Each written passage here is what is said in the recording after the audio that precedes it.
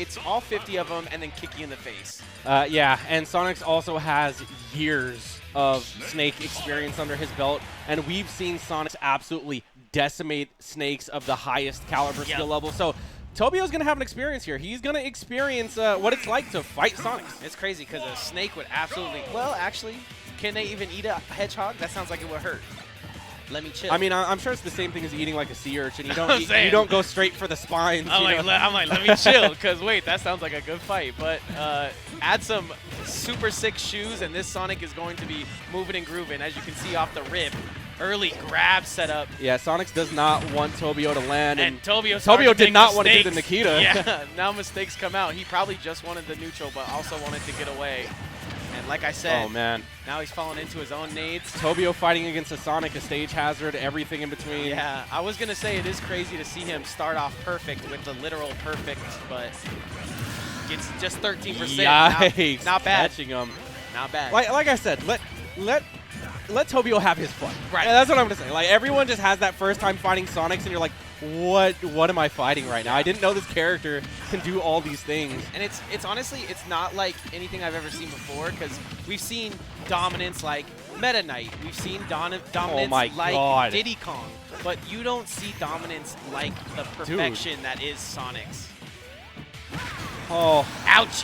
Tobio could not press a button, bro. Still can't. Sonic's resting at Super Saiyan %. Oh my God! Still can't. He said, make it stop! He said, "Are you from where Chase is from?" Let him play. Off the grenade? No, still evades the nade. The crazy thing is that Tobio is actually really good. Yeah, no. But definitely just Sonix just understands something about Snake that the average person doesn't. I only saw Tobio make one mistake. It was that one stupid Nikita. Other than that, he's been juggled. So can't say much about it. Other than that, nades have been pretty much a non-factor. In fact, the only factor is, they're being used against him. Friendly fire. Back to the ledge. All right, the B button's not working, bro. Just tape it down. 8 times. You don't got to use it right now. Just try to get it up tilt something. I love the respect shown by Tobio, but also I would like to see him do a little damage here. He's got him at 117. He needs to confirm this to put some fear into the heart of Sonix. Something tells me the game's going to end really soon. 5, 4, 3, yeah, 2. It's a matter of time. Someday. Because whenever I see Snake in the air, I just figure it must be so hard to land. Whenever I see just like him now. jab, I'm just like, okay, got him where he wants him. Probably has this kill here. Whips the grab pretty hard. Gonna get back to ledge. Luckily, I will say one thing, that Tobio has a lot to study. Just because there's so many VODs against Sonix versus Snake. Right. You know, that, the homework shouldn't be too difficult. Okay. And we do take a stock. Let's go. Every great comeback starts with that first stock. Tell him. That nade's going to hurt, though. 201%. Dead. Rock, paper, scissors. Chooses scissors at the top of his jump, and Sonix is going to take the first one pretty handily. Tobio is probably saying, no, we're not going to run it back. Yeah, the eyebrow raise. Absolutely He's like, not. I'm going to try to counterpick What is this dark entity? Well, it's Shadow, but it's Sonic. But it's Sonix, but it's Shadow. Yeah, it's tough. And luckily, it is going to be, he has another game to adapt here. But he's going to have to do it quick. I mean, even if you adapt to Sonix, it's still going to be no easy feat, right? I mean, this man is gunning towards top 5 in the world at this point. And, even if he hasn't been able to close out first place in the last few events that he went to, right now he's looking to do some damage and brought back what he's learned from Wave Dash. And, Tobio just happens to be on the other end of the barrel here. Yeah, I mean, he had a very good first match versus Illusion, and now he's being absolutely shell-shocked, in my opinion. It's just such a huge gap in play styles here. It's like, I went from playing this passive Zero Suit to a Sonic who, if I press the wrong button, he's going to make me pay. I'm in advantage state for a century, or disadvantage for a century, rather. Yeah, like you almost can't play defensive versus, like, Capitancito is like one of the only people that I've seen win with a defensive playstyle against Sonic, because he stops him in his tracks when he's trying to pull up. He'll do that little laser. But nothing is stopping Sonix from doing everything. I like good punish. Yeah, he just found out, I felt like, that he can do this a couple times in midair to stop him in his tracks. He's actually figuring it out. Yeah, I feel like he knows all these options, but Sonix just can be an overwhelming force sometimes. And like I said, and we've seen it time and time again, regardless of who is the Snake player fighting Sonix, is once you're in disadvantage, landing, once you're forced to up B and recover, that's when the tables really turn and you're like, man, I can just die from this. Yeah, you have to watch Sonic. You got to play Sonic Adventure 2 like 100 times, and then you got to go watch the Sonic 2 movie. And then you got to really just get a feel for the character. Yeah, just really get a feel for it. Oh, nice. Great up air. Yeah, gets 10 boots, 2 boots. Tobio does convert off of his nade, and he definitely needed that because that game one, the way it was proceeding was Tobio really couldn't get anything going. Right, so this is a Tobio huge definitely, lead. after he took one stock down, he kind of went on a learning curve, which I think we've talked about in the past is definitely the smartest way out of your first game. If your first game doesn't go the way you want it to, just kind of take that time to try to find an advantage state at all. But right now, it looks like Tobio still very similar. And that is going to kill it for forever. Yeah. Oh my god, he's still trying to air find dodge. it. Oh, okay. Sonic's actually facing the wrong way. Excellent recovery from Tobio right there. But, I mean, he's just getting hit by every spin dash. Good grab as well, but he is going to hold on to this stock. He's going to have to make use of this. Bro, he, like, spot dodged his own nade, and then, I mean, he could actually put some damage on the board right here. Instead of on himself, could put that. I mean, the damage to himself doesn't even matter at this point. If anything, it's helping him because it gets him out of Sonix's hitboxes, but the SD is going to come out nonetheless. That's something I think we would normally see if we blow himself up out of, but who knows? Get off this platform, man. Get out of my brain. The spin dashes.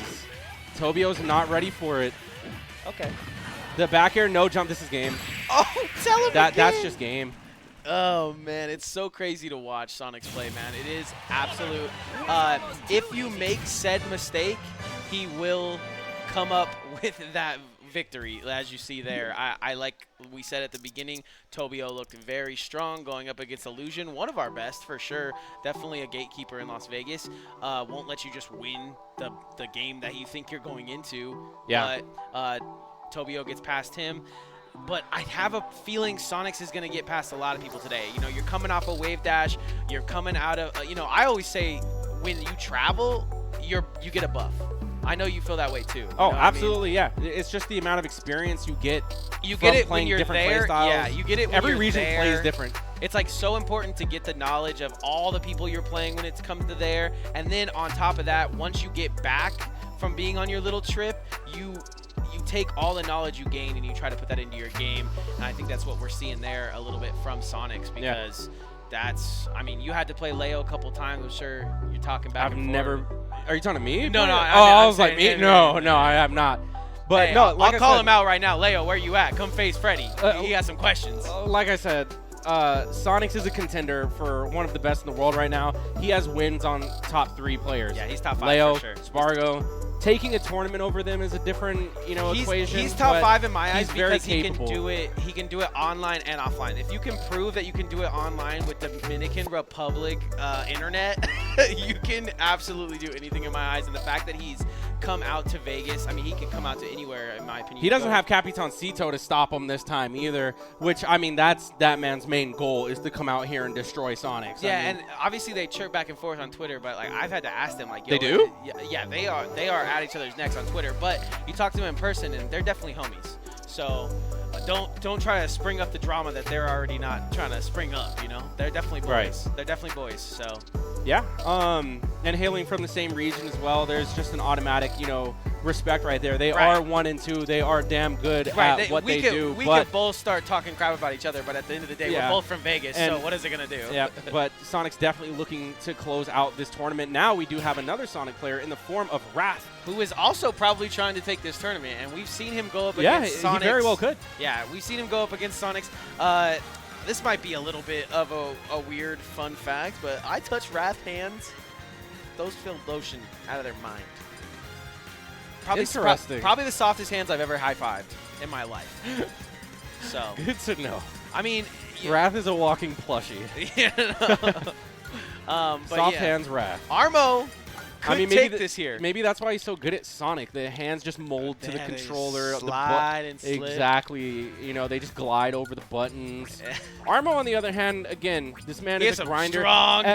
He's probably looking at his VODs right now as we speak. He's got that thing in the middle of his palm where he spun the controller too hard in Mario Party. Oh, God, dude, the Nintendo 64 controllers were brutal. Dude, the Nintendo 64 controllers in the McDonald's that kids have been touching since like 1885, and they just like wear it down till it's just a thin stick, and it's until the analog stick can't even stand up on its own anymore. It's just leaning. Yeah, it's sad.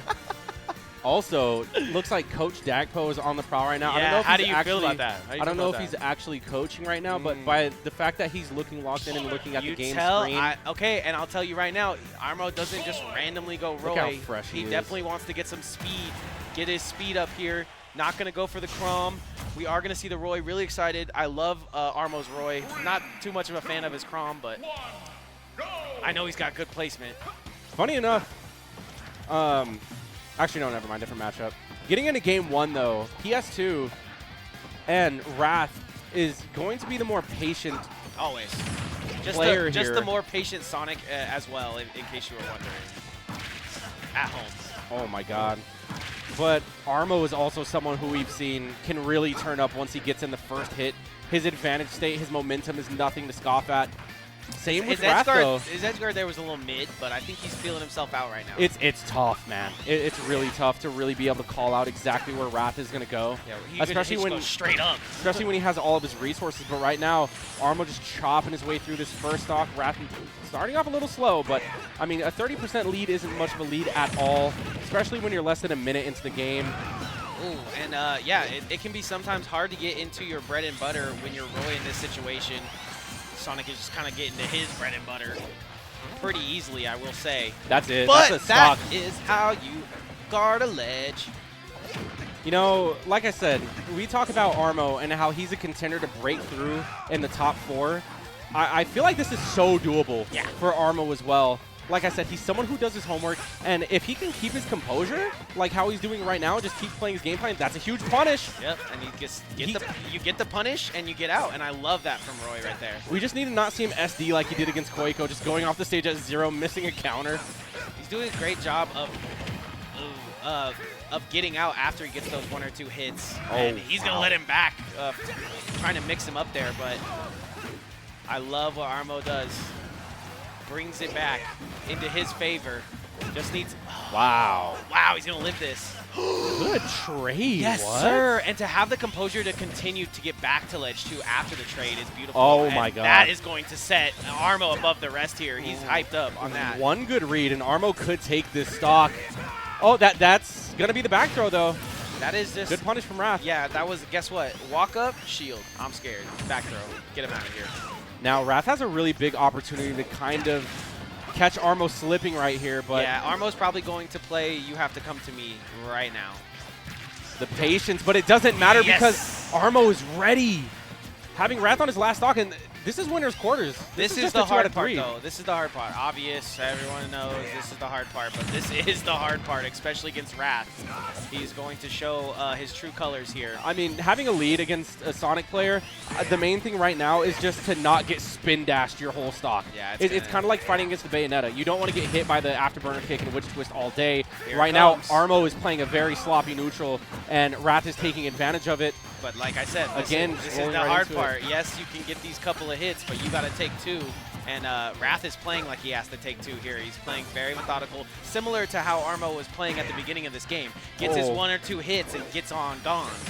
I mean, honestly, all Armo has to do is play the clock, because Wrath, if he's going to go into a playstyle where he's relying solely on his spin dashes to get in, you know, that's not always the best way if counterplayed correctly. Yeah, you have the lead too. Yeah, you have the lead too if you're Armo. So yep, Armo's playing it right. You don't need to play overly aggressive. Just keep jumping. Let Wrath run the clock down. Yeah. It took Armo taking 132% to calm down. But, you know, sometimes that is what it takes. Now, like I said, he got second stock, and I can feel how you would, you know, be feeling running great right about into that. it. And just like corners only took 34. Once again, the hard part. And I feel like at this point, Wrath is going to be in Armo's head. Yeah. Armo threw the lead away, and that's something you do not want to do. I see that. Okay, got some with some aerials, though. See how long he can keep him on his toes. Side B's not going to hit. He's going to roll for no reason. Throws a tilt out, no reason. And now Wrath is going to be the one taking the lead. All the way lead. Armo retreating with aerials, trying to challenge. Okay, he did this earlier. He felt like he was in a good place, and now straight into another spinny, dashy, flippy, floppy. Misses the ledge. Not bad, honestly. Doesn't get that side B. All Wrath had to do in that one was hold shield, in my opinion. He let Armo come to him. Once Armo lost the lead, it's easier for you to say, okay, now I'm going to get countered, this and that's going to happen. But, man, did Wrath look like he was in trouble after stock 2. Yeah, no, Wrath definitely persevered, I feel like, because he kept his cool. Yeah. I mean, he was just like, I know what I can do. Eventually, if I just keep playing, you know, my game plan, it's going to start working. Armo, on the other hand, I feel like he's going to look through this VOD and be like, damn, I really threw that away. Yeah. Because he did. I mean, let's see how he can do here, because that depends on if he watches the VOD, to be honest. He will. If he can get Armo definitely will. If he can do good here and get 1 or 2 stocks, he's going to be feeling confident, but that's the only way to game 3. Let's find out if he can make it there. Yeah, it's really just a battle of composure right now. I know that Wrath is very calm. Sonix song is beaming, bro. Like, yeah. I don't know. I don't feel it. Wrath is very calm in a lot of scenarios. Armo, the underdog in this situation, has a lot of work to do. So he counterpicked map, obviously, and then we get a little counterpick song here, or how does that work? Honestly, I feel like I didn't even see them choose the song. This could have just been random. Well, the Smash Gods have sounds spoken. like the Smash Gods know who they want.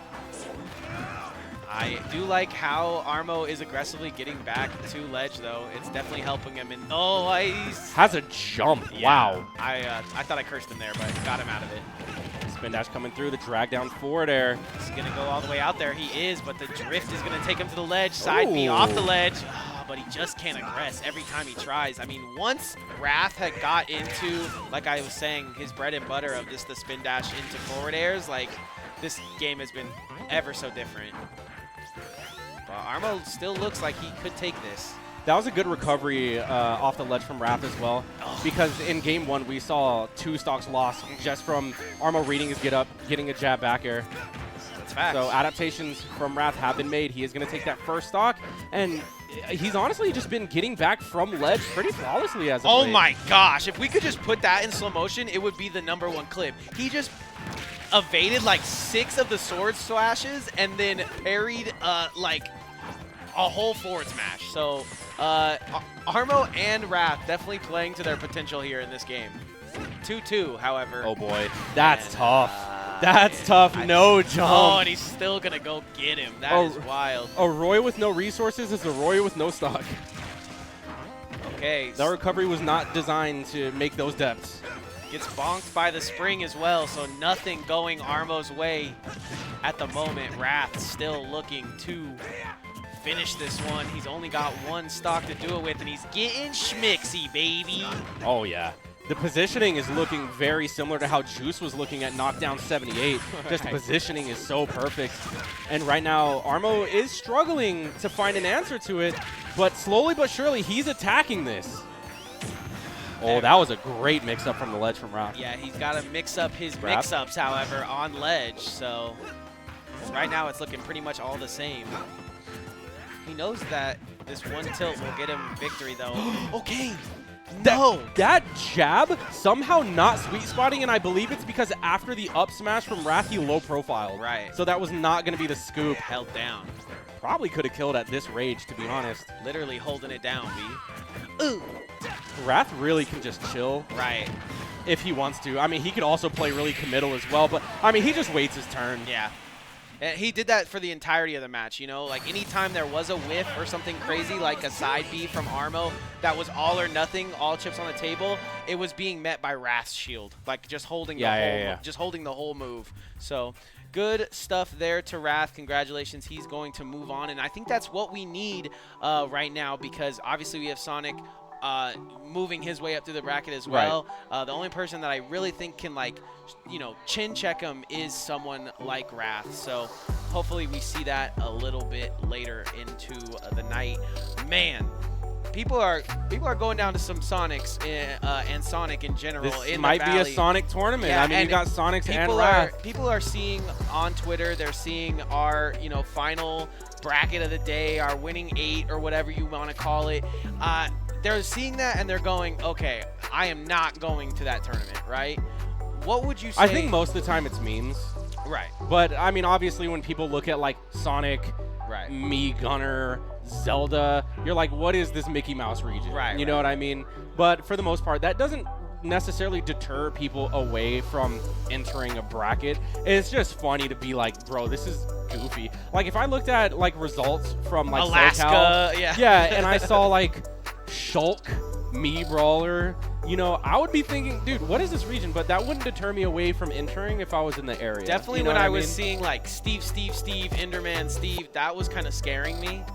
But I feel okay about somebody probably top 5 in my eyes showing up to the tournament, doing well in this kind of atmosphere. I really think that's the most important thing about coming out and competing at the HyperX Arena is, hello, listen, we got top talent and you're playing on the biggest stage. You're going to get all those jitters out for when you really need to later on in your career.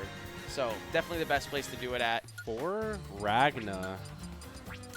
Interesting. Like I don't know if that's an anime. Might be a cute girl. I think Jin is a weeb.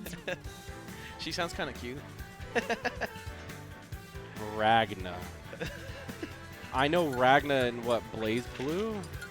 The giant. All I know is Ragnarok, bro. Like Thor Ragnarok? Yeah. I know a Ragnarok in Call of Duty 3 Zombies. Hey. That's my Ragnarok. But Jin and Ven. Jin versus Ven. Battle of the 3 letters once again. Yep, and this is going to be a local battle. Both these guys hailing City from of Sin. Vegas. Jin, Ven. And Ven is, second on our PR, I believe. Only second to Capitancito. So Jin hopefully has done his homework here. They've been playing, right? Like, I kind of alluded to it, and they've kind of been talking about it on Twitter. You don't really see them play. They definitely hang out. But they're practicing, right? Together? Yeah, you had to think. Him and Capitan. Oh, yeah, I'm sure. Maybe. I don't know. Right. Probably. That's who I would immediately ask for tips. Super nice guy. Not here today for whatever reason. Must be big chillin'. Big chillin' or a little bit of a travel bug. Perhaps. Game 1 is going to be on PS2, though. And Jin is actually opting. He has a lot of characters, but he is opting to open up with that Mithra Pyra. I thought he had a Roy, but I like his Pyra Mithra to shake things up here against Vin, who, like we've talked about in the past, knows how to put it down on Zelda, man. And with the Zelda game buff, it's been a couple weeks, but I think we could call it the Zelda game buff, possibly. I feel like it's been so long since I casted a Ven game as well. That's so true, man. A Caius game for me, too, I feel like. True. Definitely Caius. We need some more Caius games. Like a good Caius illusion would really hook it up for me. Oh, Vin trying to get... That's another thing that top players kind of say about Vin is they don't really see the dog in him. I know I've known it's been in him because, we've seen it for so many years as he's grown through the scene. But I think he's still got like that playful, just enough playfulness that's scary, right? Oh my goodness. You see him do some things and you're like, that's not gonna kill, and then all of a sudden that thunder lightning kick just it kills. Yeah, and that's just a Ven thing, He gets those punishes, he kills extremely early. Right now he has to deal with this Pyra from Jin, just throwing out these huge hitboxes. Earth, Nothing wind, connecting and though. moves. Oh my god.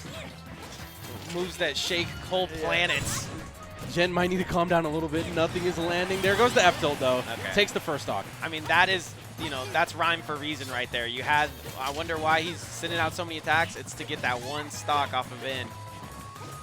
And Vin still, like I said, hitting those straight to the forehead lightning kicks. The coverage there was just a little bit off from Vin, but he had the right read. Just didn't expect the roll to go so far. I don't think we've seen that adaptation to really, like, kind of roll past Knight. I think before, you know, at a lot of tournaments, people would stay so clear. And you can see him getting the up air through the whole entire stage and then going for another one to get that second stock. Good stuff from Vin. Okay. I like that patience. Jin with the response and the patience. Yep. Jin just waiting his turn. My turn. Waits for the air dodge. Vin is going to land safely. That's one thing about Vin is that I don't know how he does it, man, but he's really good at landing. That's facts. I guess you have to be good at disadvantage when your character doesn't have a lot of get-off-me options. Yeah, he's kind of the king of disadvantage, in my opinion. Yeah, he is playing his corners very well. Ooh, gets up with the neutral. Aggressively. Yeah. I don't know. He's trying to spin into a different dimension right there. The Nairu's love into the side B from Jin is kind of gross. Yeah, Jin also really playing hard commitment to this Pyra right now. She is going to be a little bit slow, but it makes up for it in power. Winnable for Jin, Absolutely. if you really think about it, but it's winnable at all points. Yeah, like randomly winnable to a stray lightning kick. Or a Fiora's love, I guess. He didn't really have that. And Knight. All right, that's going to kill. That's going to clean it up. It's going to be Knight for Jin there. One more chance to stick his hat into the ring. I obviously love what Jin was doing, but I think you said it best, is Vin is just being too patient for anyone to get advantage on him. Well, the thing with Jin is that he's throwing out hitboxes, but he's not placing them as well as he could. He's throwing them out. Yeah, he's throwing them out. He's kind of being safe with them, kind of not. Did he start? He started Pyra last time, and now he's starting Mithra. Right. Is that what's going on? Yeah, that's all that I saw. So counter pick to Mithra. Maybe he's gonna use the speed now. Like the start of the game, I like how that's going. And we spoke about how Vin is kind of you know, he's always gonna come from behind in victory, but his slow starts don't really mind me. I'm really worried about him. I like what I'm seeing from Jin, just starting things off though. Yeah. Just kind of playing around the Knight, using platforms to avoid it when he needs to. And I feel like that's when you're playing a Zelda matchup right, is when you're taking advantage of your terrain to, you know, traverse through her Knight control. Going Pyra now, but I like the switch up of I only played Pyra and now I'm playing Mithra. He is going to get killed with a very good Nairu's love there though, so can't say too much about it. Switching back over to Pyra. Then there's that. The F tilt, not going to kill though. It's what you were talking about though. He's throwing out the moves, but there's not too much intention behind him, as to where it seems like everything Vin does has a rhyme or reason. Oh, and Jin actually catching on to the aggressive approach from the ledge there from Vin. We've seen him do it a couple times. Now he gets punished for it. Yeah, he did have one stock to play with, but that is gone to the wayside as Vin just tries a little bit harder to get in than he was before. And here comes this Mithra. Ooh, punish? Oh, there's no punish on the Nairu's love. That is a dance, man. You're looking at top level. Oh, okay. Gets past what was the little bit, and now Knight is going to take it to the next level. And double one. Vin is having great callouts right now, but also able to play his corners so well. And he's not intimidated by the pressure put on from Jin either. He's kind of just finding openings and attacking them with hard hits like that. Okay, but oh my god, he tried to send him to the Nether Realm, but he's going to get punished for trying to send him to the Nether Platform Realm. reset. Oh, Vin went for it. Yeah, he said, you try to disrespect me with that forward smash, I'm going to disrespect your whole character right now. Oh, that's no good. You got to keep your sword, man. Vin is on the hunt. Yeah, good recovery there by Jin to send him over here. But this is all really Jin has done. He has just kind of put him onto this left side, and that is about it. He got one stock that way. No, but what is the going shielding, on? Yeah, the shielding was actually prominent there. Perfect parries, all that. Good parry, but I mean, even if you parry that, Vin usually does it in a way where he immediately snaps ledge afterwards, so you never really get a real punish. But I will say, parrying that is a flex. Two little half Knights. Not too worried about him. Jin could put together a little combo here, but is going to be tough. Vin is breathing down his neck. Yeah. Honestly, I mean, if he keeps this pressure up and just keeps this juggle alive, he can do it real big. But again, Vin just has these answers at the corner time and time again. Yeah, and not Okay, was mashing so hard out of that grab that he side beat. Buffered something. Oh, man. And now Pyra could definitely take hold of this game right here, right now. Honestly, with that oh no, the up throw. That's going to kill! Later. What? Like I said, Jin could have really grasped that game by the hands, but Vin grasps him and chucks him out the map. We find ourselves an easy 2-0 victory. Vin definitely showing Jin that next level that he can come out with, because Jin definitely tried to start both of those games very quick. Snappy, boom, boom, boom. I'm getting you hits on Pyra. I'm giving you hits with Mythra. Vin, like he always does, stayed true to his play style and comes up with the win there. Yeah, honestly, and that's just Vin was finding those openings. Yeah. I feel like Jin wanted to play the play style of aggressive, putting on the pressure, but he was being a little too unsafe with it, and Vin was able to catch on. I mean, there were so many times. The moves from Jin looked willy, they looked nilly, you know, but on the other side, Vin looked very poised to take that one. He just found more openings. He found more holes in the neutral of Jin, and that's something that Vin has always been good at, is getting those punishes, playing his corners, and you really have to be when you're a Zelda, like I said, who doesn't have too many get off me options. A lot of things you could bait out. At the beginning of that game too, however, we did see Jin floating around a lot more, not so much looking for engagements, but more so looking to take control of the map, wait for Knight to run its course, and then follow up off of that. However, there's just so many instances where he just was playing unsafe and let himself get punished. Yeah, as a comeback kid, I do, feel that in my heart every time I see Vin play, that, he's always coming from behind to get the victory. But at the same time, it's like, hey, man, somebody could take his crown in Vegas. I mean, number 2, number 1 at times. Someone has, there's got to be, and, as we see his, oh boy, his prince in Juice step up to the station. Hugh can do this. Juice might have that clutch in him. You know what I'm saying? Like game 1, it's really going to come down to how game 1 goes. I know that might be a little, crazy to say. Right. But if Hugh absolutely smacks him right here, we're getting a game 3. If Juice wins, we're going to 2 games.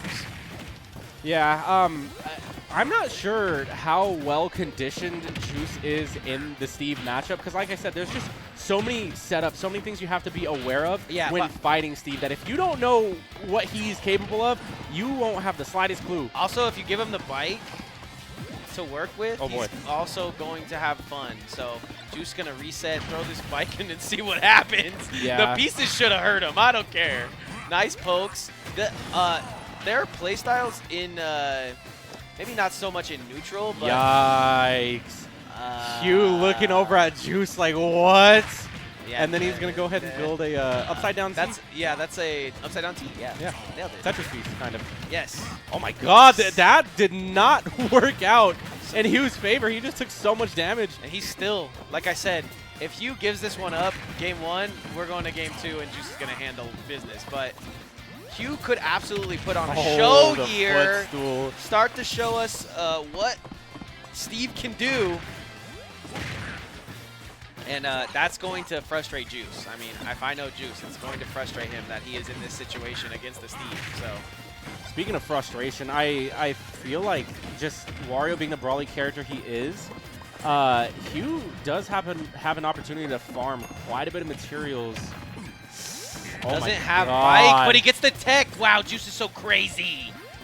Yeah, that was a lot of damage, and Hugh immediately evening things up after that. Get in my belly. Next one of those could be death. He's going to roll this bike out to try to get the mix-up on the ledge. Can't get past him. Oh, my God. But he rolls. Huge punish. He Up knows smash. What he wants. He wants that diamond. He rolls up to the diamond, blows himself up, gives himself an own smoke screen. That might be death. No. There's a lot going on right there. smoke screen, yeah. On the side of Hugh. Oh, my God. Oh, that's not going to kill either. 130 to 158. He's going to get this bike for the setup. It almost delayed a back air to hit him, but we're still in this. Oh, the nice little up tilt. Send him the right way. He wants them, but he tries to grab bike, and he feeds the gold cart. He feeds on the gold minecart with all those mats, like you were saying. Hugh looking to take him from 0 to 60 right now with these up tilts. Yeah, this is going to game 3 if you ask me. He has no mats though. You can see he's desperately trying to farm things up. And he should be alive from that. What? If he was in the corner for sure. I'm thinking that maybe he has rage, I guess. Nice back air. You need that back air. Go to 0-0. Eat it up. Waft is also going to be a big factor right now coming into this last stock here. Right now. That's so much. The cart, Ouch. No jump from Juice. And this is just Juice being kind of stubborn, right? Like he could have found a different adaptation, but oh no, the way he found it was not the way of having more percentage. He's definitely taking plenty of percentage here. He's just looking for this 60-hit combo goes to for the go reset. his way. And that's the backer. That's the diamond backer. Warrior's a big boy, though. He's hefty. He's not going to die from that. And I like how he gets back to ledge there. That's so terrifying. Ouchie, wawa. Okay, I think obviously Hugh does the right thing there. After SDing, continues to play it out, doesn't get too shook by it, draws the upside down T as we spoke about, and then, gets into more of his style play. Now we're going to see another layer of Juice unlock, in my opinion here. He was doing a couple of things that he wanted to there, but he cannot let him have early stock. Right. I think that's really funny, too, because if you saw the SD in the player cam, Hugh didn't even look tilted. He actually genuinely was like, oh no! Oh no! Like, it was definitely one of those things. Yeah. But again, he was able to keep his composure, and he brought it back almost effortlessly. I feel like he faced minimal pressure his last stock, and Juice was honestly just getting chopped up by the tools. Yeah, it looked like I said, it looked like he was being a little stubborn. He could have got back. He could have went to ledge. He could have rolled from ledge. He could have tried to find a way out of that situation, but instead just went full force into Hugh, and Hugh is obviously got that diamond pickaxe. So the diamond pickaxe, the gold cart. Yeah, that. And Hugh honestly didn't feel threatened while farming materials either, so I felt like a lot of the times he could just go to one side of the stage, start farming a little bit, and that's even without building walls. Like, there was times where he didn't set any blocks down and he was just farm. But what is the Juice adaptation though? How does he bring it? I mean, I see it. I see the future, and I see this is going game 3, but I'm going to tell you right now, I do not know how he's going to do it, because Juice is very consistent, very creative, and Hugh is bringing that to the forefront. He's also being creative. He's also doing things with the blocks and gathering perfectly. So let's see if Juice can find his way. Going to go red suit here. I don't know if this was mix-up, but definitely feeling fast. Yeah, I mean, I'm excited to see the adaptation as well, too. Did I just get louder? No, I hope so. Oh, okay. I'm excited to see the adaptation, too, because that game was looking rough. Again, Juice having to play that brawly play style. And pretty much every time he committed to something, he was getting punished. Yeah, this is pretty crazy, too, because a similar thing is happening, but he's just coming up a little bit better on the trades. But they are still trades, and this thing looks pretty much even. That's his first actual hit. He was out here just having a good time, man. Just flying around, got his little glider. Where are we dropping, boys? Oh, he's going to block, reset his ledge invincibility. Juice does not care. No, but also it feels God. Also it feels like Hugh doesn't care. I don't know if that sounds crazy. No, he really doesn't. I bet he's having a great time just farming on his own TNT. Like, I didn't even know you can do that. That's insane. Probably get more steel that way or something. Okay, Juice manages to close out the stock. I don't feel like that shook Hugh in the slightest, but Juice definitely turned it up, man. That whole exchange on the ledge was insane for Juice. For me, it looked wacky and whimsical. I don't know for you. I mean, when you're fighting against Steve, most exchanges are going to be wacky and whimsical. That's just the nature of the matchup. I like that corkscrew out of shield. Usually, Steve's, if you shield the first 2 up tilt, they'll keep going. Sometimes, or if they know that you can counterplay, usually the counterplay happens after the first 2. Right. So a lot of the times you will see Hugh back off, but I did like that corkscrew option. Now he's going to go ahead and get juggled, but Hugh actually dropping the combo, which is pretty out of character. He's usually really good for those. I like that when he did drop the... he tries to get into the box before he can. He got his melee on. He's like, let me wave dash. And you saw that angle of the meteor smash? And the wave dash. Oh, but the TNT blows himself up. And the fart is up.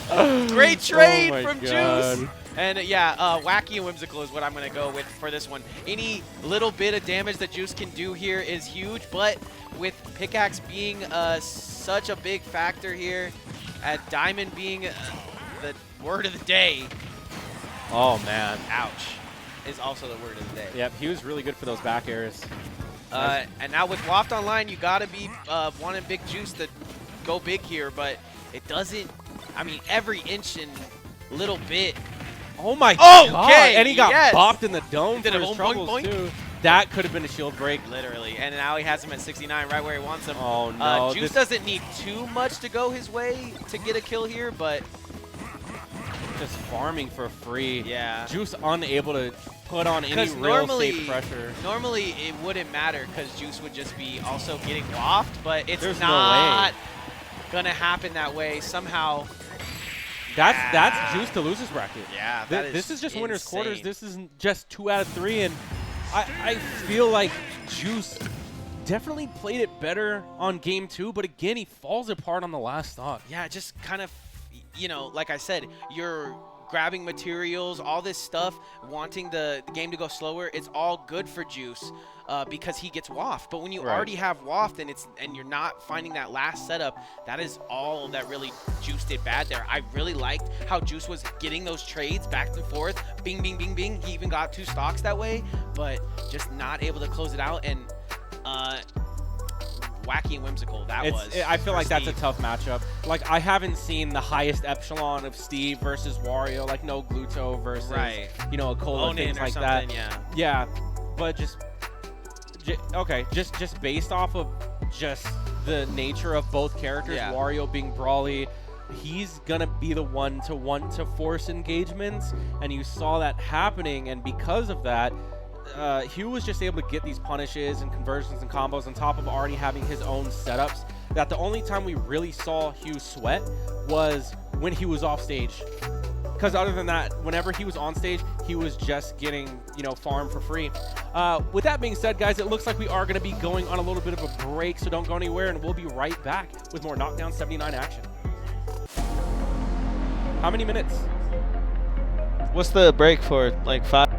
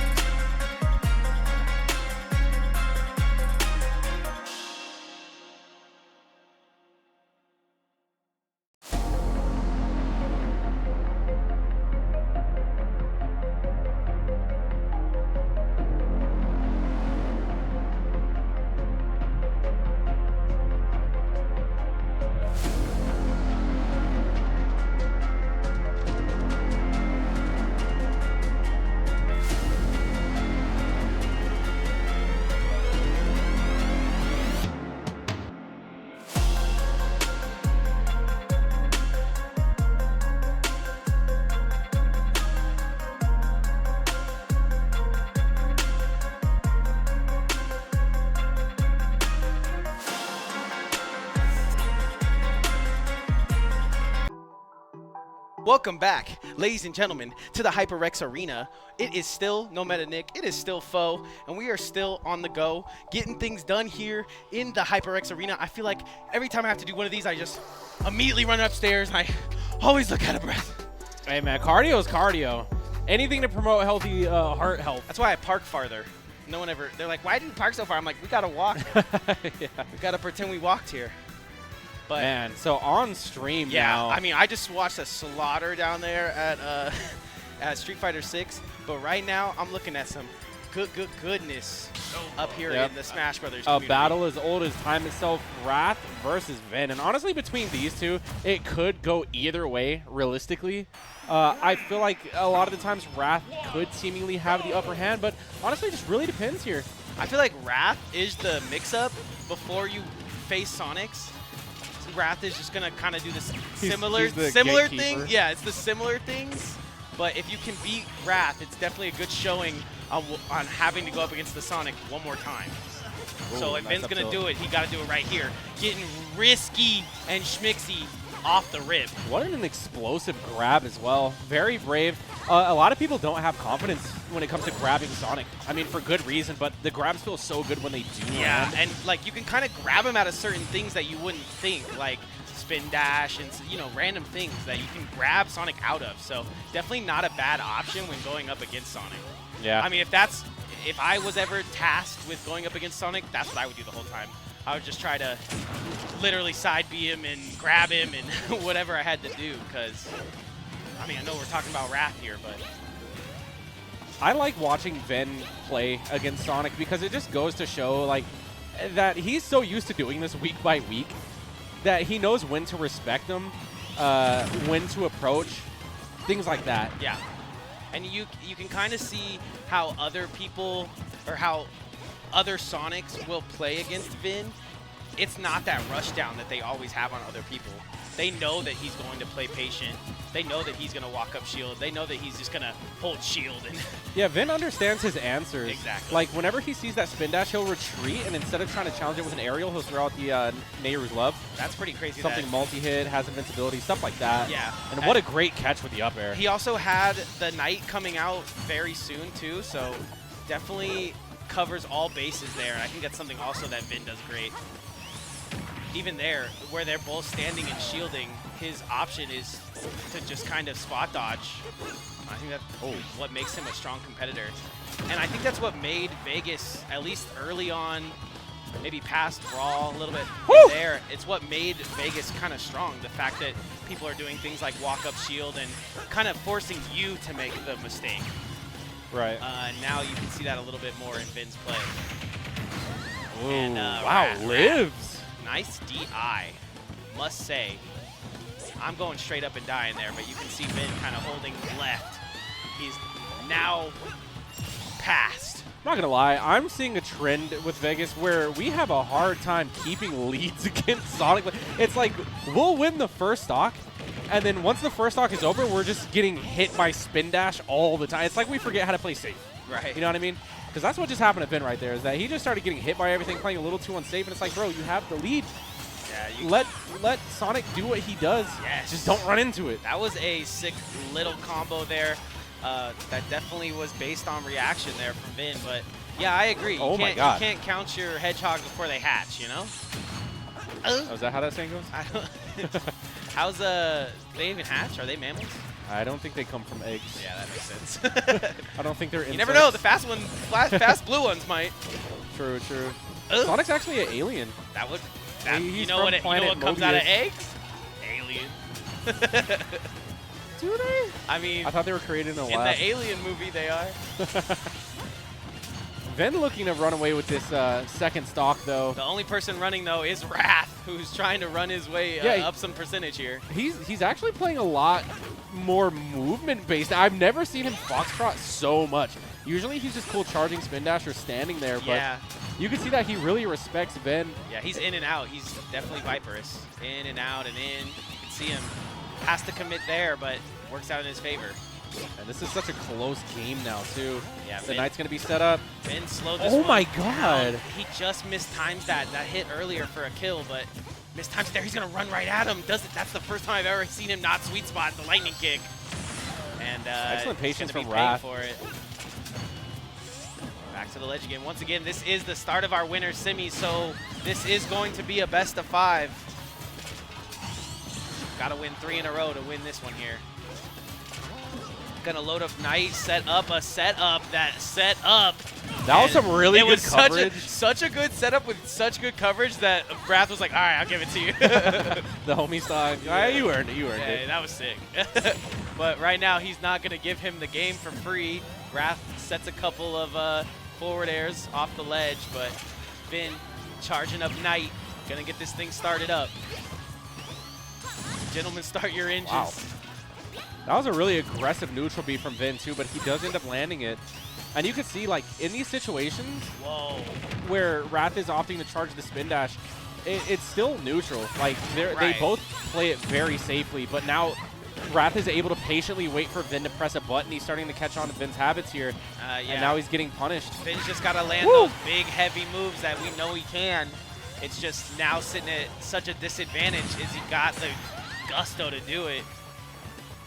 And it doesn't. It goes straight into a back air from Miles Morales himself, Wrath. That was excellently played for sure. And like you said, Vin takes an early lead and then slips on a banana peel and just cannot finish it out.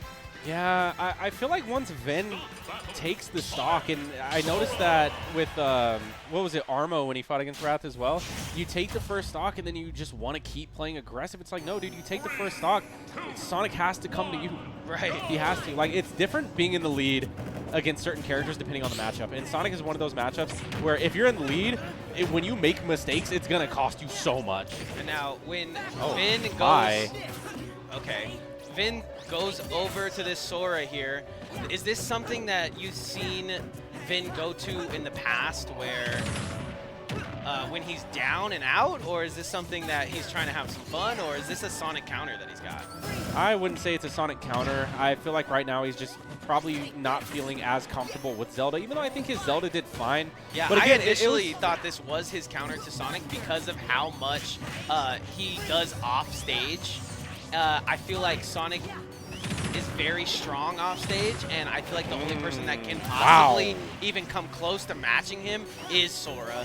But he needs to get into his magics, and he needs to get into his Thundagas and whatnot. So. Well, also, Vin is just playing extremely unsafe. He was holding forward, trying to aerial Wrath while he was charging Spin Dash, and just essentially just giving Wrath these free opportunities to punish. But you can see how comfortable he feels just hanging out off the edge. And now Faraga, probably not what he wants here, so he's going to cycle through it, get straight to Thundaga. Has a little bit of a mix-up here. Not going to do too much. And just like that, you can see Wrath just not pressing a button. He's strictly waiting for Vin to do something. Yeah, we were and talking he's playing about reactive. how much he was running back and forth, but now he's doing exactly what he usually does, and that's retreat and chill and wait. Yeah, that's definitely a Wrath specialty. Over the fireball. That was tight. Is not overextending. And just being out of that range for any possible fire or thunder or any freeze that could even possibly tickle his back. Again, Vin getting punished for being a little too aggressive here. I do like the fire, kind of getting some ground control. Yeah, I feel like that is kind of underused in the kit too. People usually just throw the fires away. But you can see him switch up to the Thundaga here, and that's primarily what he wants to use, in my opinion. He's really good with the freeze, but sometimes not so good with the follow-up. This is the biggest difference that I see between Vin's Sora and his Zelda, is that his his Sora just does not have the same punish game, that same intimidation factor that his Zelda has. Well, because you talk about what gets him that, and that's, you know, that lightning kick and certain things, but I'm just talking about how I was going to say how amazing he looks off stage, but he just got shut down. Yeah, and he's also struggling taking this first stock from Wrath too. Wrath really not giving him an inch here. In a best of 5 too, you got to be thinking like, oh dang, do I just go back Zelda? That I really wasn't warmed up. That didn't work. We'll see, because I mean, Vin could be playing this one better. He could, because this definitely isn't as hard as a matchup check as Wrath is making it look. Yeah. But he's But like, we talked about where Wrath is standing. He is in perfectly out of position for Vin to do pretty much anything a lot of the time. Vin's so. looking a little rusty on the Sora, to be Right, honest. right. Looks like he hasn't dusted it off in a while. Rusty Sora. Oh, they took a drive to the Cars 2 land and went to Rusty's. I see. Okay. Okay, does finally find that punish, though, out of freeze. He's starting to get cooking, I'll tell you that much. I mean, it's like so crazy that I ever count Vin out. That just killed. It's so wild that I ever, even for a second, think he's not going to just come back. That's my problem. Vin is known for being clutch. That's what I'm saying. But Wrath is also known for not overextending and just playing safe. And ending stocks. Yeah, so this one is going to be really yeah, scary. He's looking for the back If he was Zelda, row. I'd be like, oh, Vin's got this 100%. Like, just looking at it on paper. But now he's going to take a lot of damage from pretty much everything. The random spin dash, Wrath just expecting Vin to hold forward, and he does just that. I think Vin's trying to look for a tricky way to get the win here. So he's just going to take all the damage that he can to try to... How light are we? How light are we? Not light enough. All right, going low, starting from the bottom. We've seen how this can hurt him. What's his way to get back here? I like that. I like that. The single Sonic Blade, hold on. I like that. No way! Vin! Not the wrong way. Vin! And he's going to be kicking himself for sure. He's got the jammers on in his headphones, so he can't hear us scream out his name. But he knows what he did wrong there. I think we could see an adaptation. I think it was a little bit closer on the Zelda side. I can imagine he goes back to Sora, though, just because I feel like it took him till getting to his last stock to wake up. 100%. So now that we have an awakened Vin, third eye fully open. Sora. I like it. I see what you're saying. I don't hate it, and he feels the same way, so he's going to be feeling real warmed up on the Sora. Ooh, grabs already. I'm already liking what I'm seeing at the start of this game 3. We got the grabs full force, even though it didn't land. The fact that he's feeling confident just letting it fly is a big difference in mentality here. I see less and less shield grabs every day, and I think what Foe is trying to allude to is that we need more grabs. Oh, no, for real. If you're grabbing your opponent a lot, that not only shows that you're confident, but it shows that you're playing well. And you're in control, yeah. Oh, no. And, right now, it's looking like Wrath's in control as he's off screen. They are just floating in midair. Fighting. DBZ. Fighting in the magnifier. Why not? Yeah. We don't need the stage. We both have excellent recoveries. Yeah, where do you want to counterpick to? The side of the stage. Like you were saying, Vin definitely needed a little bit of a warm-up here on the Sora, but... He is still going in very unsafely with landing aerials on Wrath's spin dash, or attempting to at least. Or shield, or parry. The shield, not so much. I feel like just whiffing on the spin dash, though, is scary. Yeah. Gets the Thunder to finally go his ways, makes Wrath air dodge out of it, but now he's got him right where he wants him. He's going to press the issue. One thing's for certain is that Wrath feels absolutely no pressure on the ledge. I feel like Wrath's chilling this whole game, and Wrath gets the first stock, absolutely chilling his mind out of here. Yeah, when Wrath's put on the ledge, he makes it back pretty effortlessly. I would like to see Vin with a bit more presence there in the corner. I do like that down tilt to up smash, though. It's not going to kill, but certainly sends a message. Vin trying to get his vindicated one win on a Sonic today, because if he goes down into the lower bracket here, there's probably no seeing any Sonics for a while. Yeah, Vin is like one of the only factors that stands between like a Sonic Grand Finals here. It is pretty crazy, but I think it's inevitable as well. Like, he could beat this Wrath, and then the Sonic is next, so... Yeah, he has to win 3 straight, though, so the pressure is definitely on. And also the pressure just to take this first stock, because Wrath, you know, he's playing that defensive style, but he does get back air. Wow, that was a mighty back air. That was crafty and mighty on the edge there. Ugh. Wow, that was a great option there. Damn. Not respecting the Sonic Blade at all. Ouchie. Takes 2 feet to the face for it, though, and once again, 2 feet to the face. Imagine, you know, he can run fast as heck. Imagine just what one kick's going to feel like, man. I don't know how to feel about Vin Sora in this matchup in particular. It definitely what prior to seeing it today looked better. I mean, it was going up against Sonix. I think it was taking 2 stocks from Sonix back in the day. But right now, like you said, it just looks a bit unpracticed. It looks unstructured, meaning that the percent that Vin is getting isn't from combos, isn't from mechanics. A lot of it is actually just like specials and like stray aerials. Right. Like he's trying to chase him down right now, and it doesn't really look like there's much of a game plan. But I know that sounds harsh to say. Right, I mean, I'm going to be harsh today. It's still the homies at the end of the day. But like at the same time, this Sora was looking like before today, like it could definitely hold Sonix to a couple stocks. We're just going as low as we can. Yeah, but Wrath is not letting that happen, and even deeper than the Wrath. I mean, Wrath doesn't want him to get any more stocks. So yeah, this might be a clean 3-0. I definitely do like the specials that we're seeing from Vin, but I also would love to see more combos coming out. I'd like to see more pressure coming out from Vin at the ledge, because I feel like Wrath does not feel a threat in a lot of these cases. Yeah, because right there you can see the Thunder comes out. He's just not respecting it. A minute late, yeah. Gets the punish of the Sonic Blade.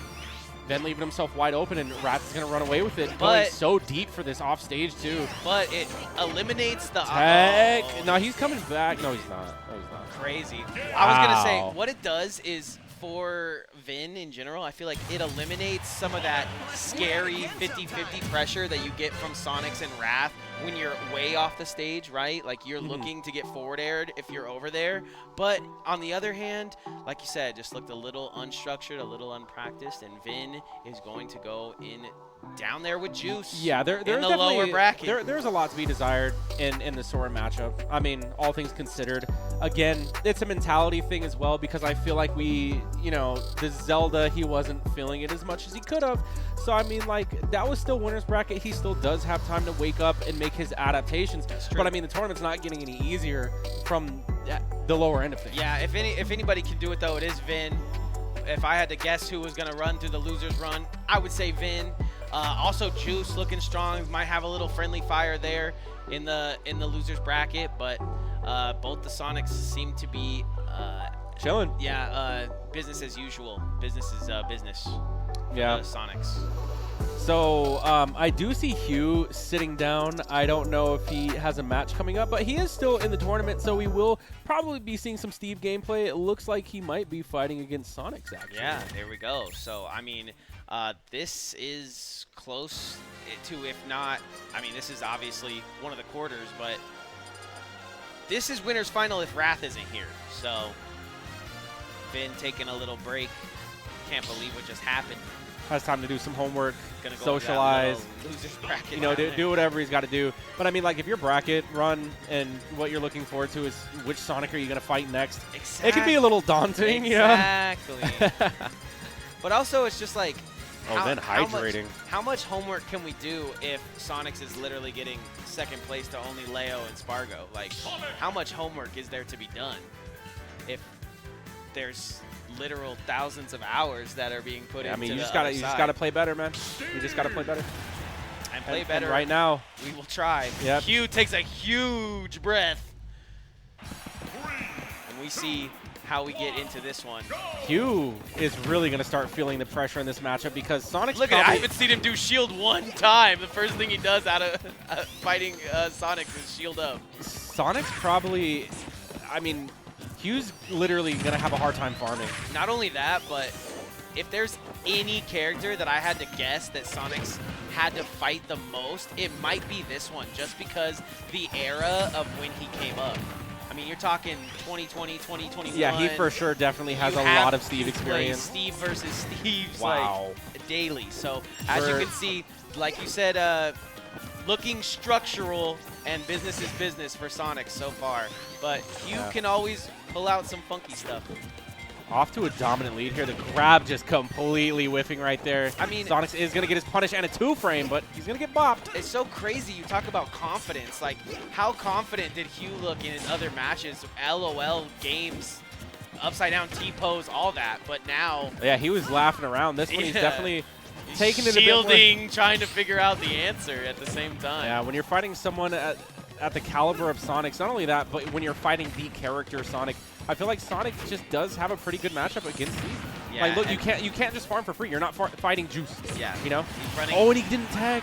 Yeah. No, I think did he bounce out the bottom? No, he didn't. He didn't hit the block at all. Yeah. I don't even think he could have tagged because that was a hard back air. Right. That launch speed was a little too intense, and right now, Sonix is looking to close out this game with the 2 stock. Another T-pose from you. And that's about how he's feeling right now. I mean, that's what's so crazy is there's always that troll factor. Like, we saw it back in the day with Bayonetta, but there's just always that troll factor when you're going up against this character, and Hugh might almost get a stock here. Now, if he does get a stock, he's going to be feeling himself, so watch out for some schmixy stuff after that. This is very random, but Prototype is playing Street Fighter 6 with his shades on, and that's just straight up dark that's aviators. Standard for him, I found out. I feel like it's going to be so hard to see. No? He's not worried about it. He's #1 in the state for... Oh, is he actually? Yeah. Over Chris G, too? I believe so. That's crazy. Right now. Definitely touted as one of the best. Definitely is winning the tournaments, so... Okay. All right, back into Smash. Yeah, Hugh was able to take the first stock, but, I mean... Oh, he got one. Yeah, he's Proud of him. in an injured state for sure. 137. Ooh, ooh. Okay, we're getting something. Ooh. Oh, how you messed that Does let up? it drop, yeah. And that's very out of character for Hugh as well. Usually he lands those no problems, No, this but is- you also have to factor in that Sonix probably has the SDI of a champion. Yeah, I would, yeah. I'm going to exactly go with that. And like I said, matchup knowledge to boot as well. Just 1 block, 2 blocks separating. But then the block come back. Hugh. Like, as much as I think it's smart to break that thing, like, it's kind of a waste of time. You know, I'm starting to realize just how much in lag Steve has at the end of his farming animation. Yes. It's kind of crazy. Yeah, especially you can see, no. I'm going to just walk up and jab you if you ever think about pressing a single button, Mr. Hugh. Sonix is playing really safe as well. He's just looking for his opportunity to land a hit. Right, it's so crazy that as Hugh, you know, loves to be a That's it. LOL farmer, loves to do all this stuff, loves to get his meme on. But the second he goes up against Sonic, he's like, oh my god, this is some business casual that I gotta get on. Well, I mean, the thing is, if you don't have a rock-solid neutral, you won't be able to play the game. You won't be able to land on the ground. Where's Hugh's fundies to you? Because I know that obviously he plays one of the characters that is a little busted. I've talked to him and played against him in the past. You know, things are fun, things are fairly whatever, but then when he goes over to this character, it's like City game escape. over. Love a good city escape. Gotta appreciate that. Shout out to Sonix for that one. So I feel like Steve, even before, I mean Steve. What about Hugh? Yeah, Hugh, before Steve was even in the game, I felt like fundamentally he was solid with Peach, with Luigi, things like that. And Peach is highly a technical character as well. So definitely someone that you have to have good funnies for if you're going to be using at a high level. With the Steve, though, I feel like when he's playing neutral, he has tendencies to take calculated risks that are predictable. So sometimes he'll farm, and then he'll see you running at him, and he'll run and try to dash grab you. Right. You know? Whereas you do that against Sonix, he's just going to jump over it and Yeah, I punish you think for if 60. he takes that particular muscle memory out of his playstyle in just this game, he might find a better way to the victory here. I think that's possible. one thing that he was kind of lacking in is just really the unpredictable. Right.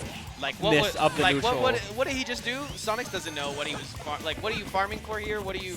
But it doesn't matter if you set something up like that. That was a good setup. He's also Sonix- missing guarantees. Yeah, Sonix definitely found his way out of that though. Gonna reset on the minecart. I like him throwing dirt. Oh, what? The spin dash just getting right over that. It actually collided. I like mixing up the landing with dirt every once in a while. I don't hate that, but it is so hard to hit Sonix, and now he was starting to get frustrated. He is able to get him into another, which is basically a command grab that goes full screen. Oh, it's absolutely command grab. Or is it? Because I think, can it be shielded? I don't think command grabs so, can bro. be shielded. I don't think it can be shielded. It's a weird It type definitely of grab. picks me up out of the blue randomly as I'm shielding. So Then, okay, it's a command grab. gonna roll that one. I like that. Getting tricky, getting tricksy, and continuing these blocks. You know that's gonna frustrate Sonix, but he goes through the cones, around the street, and gets the stock anyways. Wow. This is such a banger. The homing attack versus the cart. I have not seen that one. Bro, if you guys don't play this at my funeral, we're not friends, dude. This is such a banger. Yo, Hugh actually is kind of does, doing his thing right now. What I'm saying. He's setting up blocks in a pattern that covers the jump and the ground. He took the grab out of his like forte here too, and is just kind of mixing things up, and that's what we like to see. That's the only way you're gonna beat Sonic. Like literally, I say it so much in gaming. Maybe you haven't said it here too much, but literally the only way to beat someone who thinks they're perfect is to draw an L and get schmixy and try to figure it out on him. Now he's approaching max. He's over and he has a little the diamond, bit. and you know who cares very little is Sonix, because he's still sitting at 3 stocks, and usually. He was actually halfway in between the ground and the platform there. Yeah, whatever button that was. Okay, still can't farm any kind of ladder or do really anything that he wants to, and I think this is really all character. That's the opening. This is all character-based matchup knowledge for Sonic, in my opinion. He's not really playing to his strengths. He's playing to Hugh's disadvantage at the moment. He's jumping over a minecart. He knows he has the lead right now, and Hugh isn't vibing anymore. Once again, halfway through the platform, but gets a stop. Yeah, that was a huge anvil. One thing about Hugh that I'm noticing is that he's not feeling confident in his setups, possibly because we're seeing a lot less setups with TNT from him, which I feel like TNT might not be a bad choice. Yeah, this diamond is out, though. Dynamite with some diamonds could maybe farm himself a win here. Because obviously Sonix doesn't care at all. Yeah, I think neither of them do. He's just going to go ahead and eat his meatloaf. I don't even know what that is. He's going to remake a pickaxe. So, I mean, I like this. It's obviously memeing to the max because he's just farming these. But Sonic has the lead. He had enough. Sonic has the lead, and it's only going to take a little bit longer. I think you know what Hugh was doing there, and it's just meme. Just LOL meme, forehead. Yeah, I mean, you can meme as much as you want, but being a stock below, I mean, that's not the time to meme. Sonix is completely cool playing the time game because all Hugh's doing is running down the timer for himself. Which is all memes. Yeah, and Sonic is known for running down the timer, you see what he did there? having those leads, You see what he did there? But yeah, I like Sonic's not being stubborn in the matchup, continuing to fight. We might intentionally try to go time, because why not? Oh, yeah. That's what time it is, boys. Hey, set me free. Trust me, and we will escape from This is the only thing keeping me sane right now. That's facts, bro. You thought I was watching a match? You thought I was feeling you? You thought I was feeling you? This is like a sound test. That's why we're in this match, so we could just hear this song for 7 minutes. Yeah, the max. Yeah, is it on like the 10-minute version where it just keeps going? It's on the infinite loop, my boy.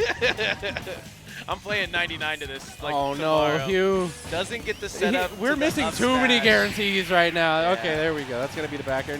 It's not going to kill. Okay. Hugh with Hercules DI. Hey, Hugh comes back right here. I'm eating my hat.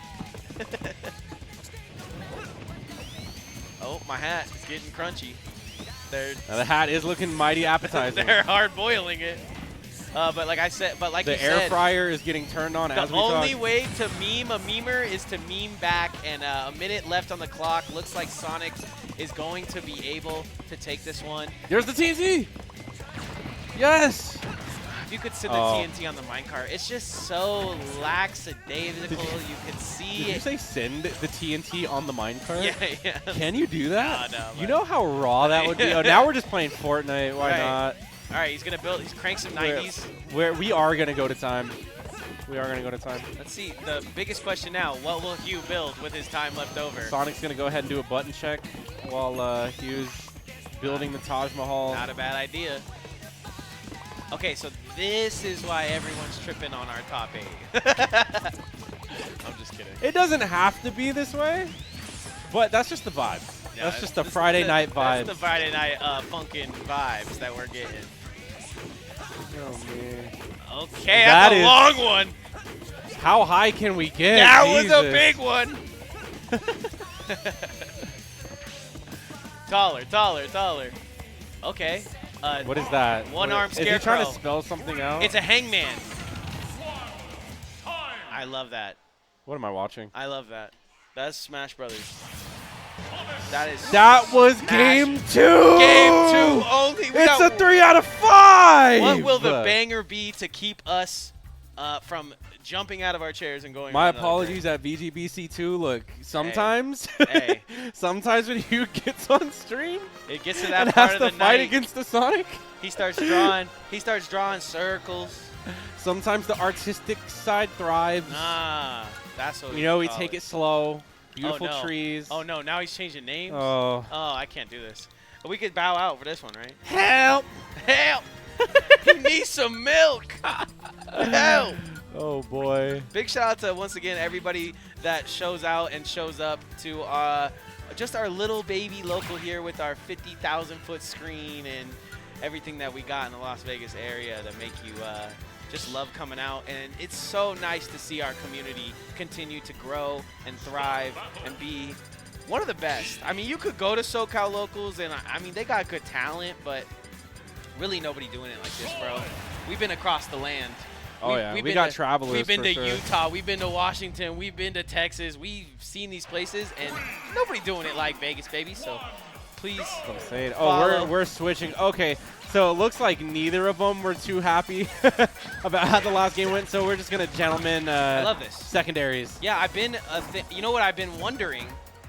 Capitancito's Doc versus Sonix's Roy.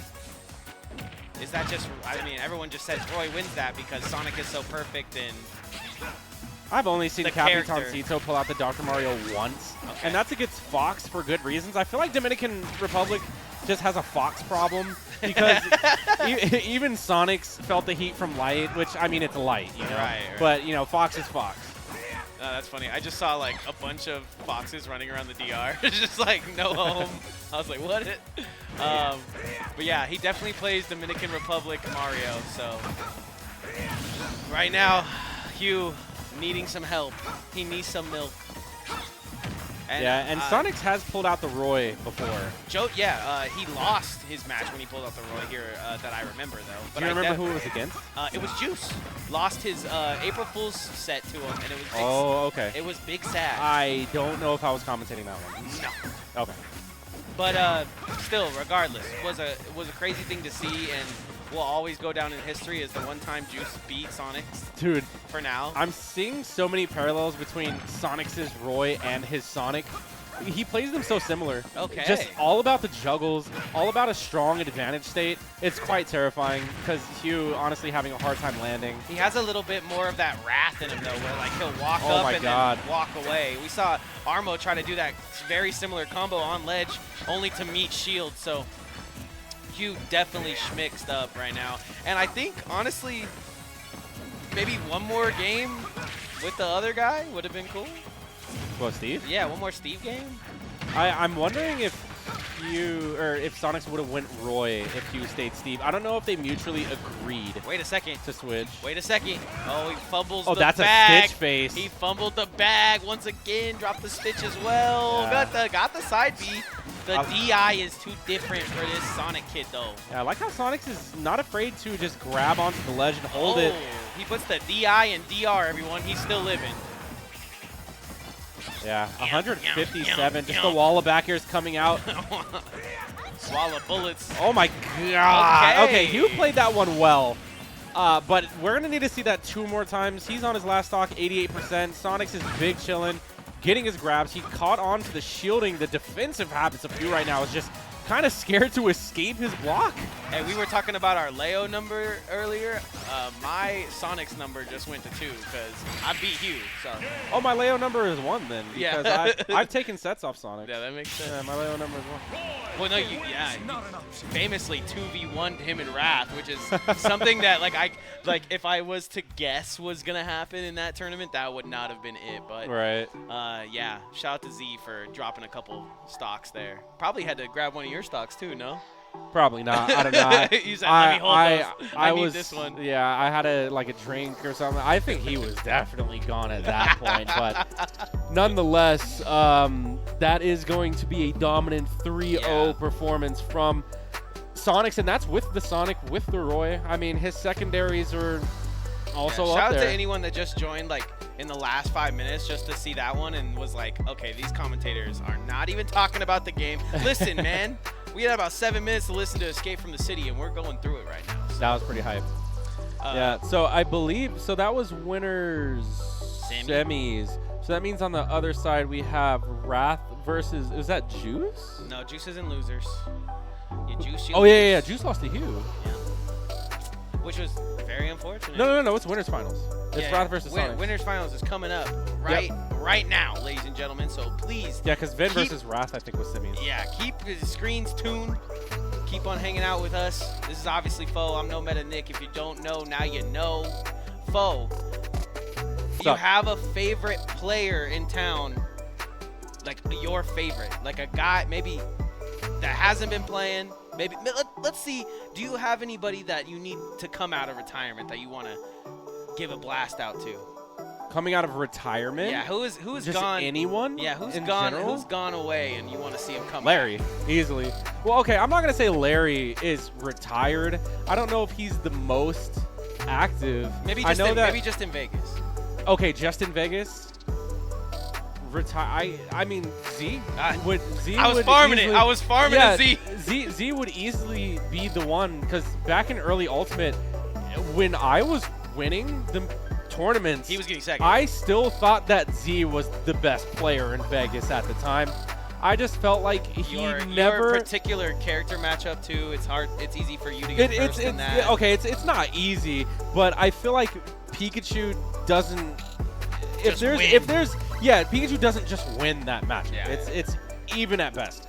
But I will say that Z has never taken the game like, at least Ultimate, because he was older and focused on other things. Yeah. I feel like he's never taken it serious enough to want to get on those levels. He is still really good, though. It is nice to see him. He's put just down casually the really good at the game, and Yeah. will probably, put in work against anyone. And when I see him lose, it'll be like, you can do that in this game. It's not. It's He'll go to like one tournament a month, if that. Yeah. But I truthfully see him as like our shiny mark for the city too. So. Yeah, for sure. But like I said, he never felt the need to really lab a matchup or really sit down. Like, he'll have grind sessions. That is somebody. But I feel like he doesn't really lab. Yeah, that's somebody whose fundies is locked in for me. People like Dan's the man, also the same kind of similar way. Dan didn't see too much winning, but like you were saying, he'll go to 1 or 2 tournaments, he'll get second, and he'll be happy with the prize money. Big shout out to Z. Wanted to show some love to him. Love to have him on commentary sometime and just get to pick his brain about the future. Hopefully we get that. For sure. Yeah, he definitely, like I said, he's been competing for so long that he definitely has a lot to say. He has a lot of experience. And I feel like that's what separates him from a lot of the new players who don't understand, who is this old man? Yeah. Why am I down 0-2 to this old man? Yeah, who's bringing me to last stock, last hit? And it's like, bro, he's been doing it for a while. I mean, it's kind of the same thing with SK92, is that SK is just naturally good at the game. Right. I don't even think he has a switch. You know what I mean? Like, he really doesn't grind at all. That was always the Lycan flex for me. No, same with Lycan. I don't think Lycan has a switch. Yeah, Lycan being like, dude, I don't have a controller. And then he comes back to me, hands me my controller, and goes, oh, yeah, I just got third. I'm like, what? My controller got third? Yeah. But, yeah, as we talk about the old school of Vegas, herein lies the new school of Vegas. 2 Sonics that aren't Vegas, that want to take each other's head off, if I had to guess. Yep, and this is going to be a ditto as old as time itself. For the most part, Sonix usually comes out on top, but Wrath, from what we've seen, has been getting closer and closer from dethroning him every time in the ditto. Yeah, and also we've seen Wrath win, so this isn't out of the crazy. It could be a Game 5 situation. So if you guys are a fan of watching 2 Sonics go at it, this is an all-time high. Yep, literally. If you ever wanted some of the best of the best right here. Just pretend Sonix is Shadow and that Wrath is Miles Morales, and this is insane for you. No, but seriously, this is such a technical matchup in the sense of exactly what Sonix is going to throw at you. And Sonix is even playing a little more defensive than usual right now, because that is kind of what Wrath implies in his matchup with the character. So, sit down. Nah, Sonix is always about his calculated risks, you know? Like, even when he was playing against Hugh in winter semis, he wasn't just mindlessly going in and getting punished. Right. He finds those openings. The thing with Wrath is that he's so defensive that it's tough to find those openings, so it forces Sonix to play equally defensive. Yeah. A lot of times you just stalemate in the neutral. Yeah, I mean, I go over this every time these two face, but I asked Sonic very, nicely interview. He was able to respond. I'll never talk to him again. I'm sorry about the interview. That's the most common SD that we see from both these guys. It's always just a side B to death. Sag. That's a little homie stock homing attack. But yeah, right. Wrath, when asked Sonix what Wrath does better than you, Wrath was sitting right next to him, but he literally looked me dead in the eyes and said, he disengages better than me. And you see it a lot in the play, but I think because Sonic is cognizant of that, he's playing a little bit more disengagey right now. Yeah, the disengagement's definitely there, but nothing beats the advantage state of Sonix. And nothing beats free stock from Sonix as well. So Wrath is going to take that. Yeah, he's going to run away with it. Do what he can. That is going to be the forward air there. I think that's it. Gonna go early. Yeah, there's no option but death right sick. there. He almost got past him with that air dodge, but nah. Again, and that's just Sonic without resources. You know what I'm saying? Like, his recovery becomes that much more linear when you take him out of his second jump. It is his just homing attack, things like that. Yeah, it is just straight up or straight, When he's forced to up B, there it goes. Literally. This wall that has been put up on this right side, though. That's a great disengage and a re-engage from Wrath. I think that's what Sonic's more so meant when he said he disengages better. To disengage and then re-engage into the fight can sometimes be where the spaghetti happens.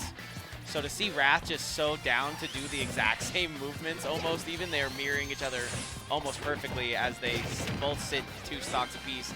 And I have no doubt that Sonic is going to put on that extra percentage. So I think we're going to see a quick second stock here. Yeah, the ability to disengage here, I feel like is helpful for maintaining this lead, but Sonix does find a hole in the armor right there. And I find it so hilarious that a lot of the big exchanges that happen always happen on the right side on that ledge. And that's what it takes. Like, we're actually watching a sumo wrestling match right now. Yeah, literally. Yeah, that's literally what it is, right? They're just trying to push each other off, get them out of the lines, and at the same time, it just looks like Sonic is so cognizant of that. He just wants to keep Wrath away from him, and now they're both sitting at similar percentage, and that's a win for Sonix. He was down, but his early stock. So. Right.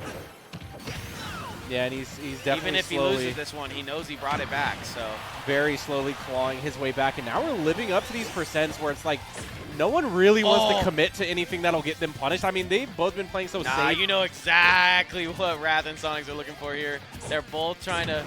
Okay, I like running it back to the down tilt.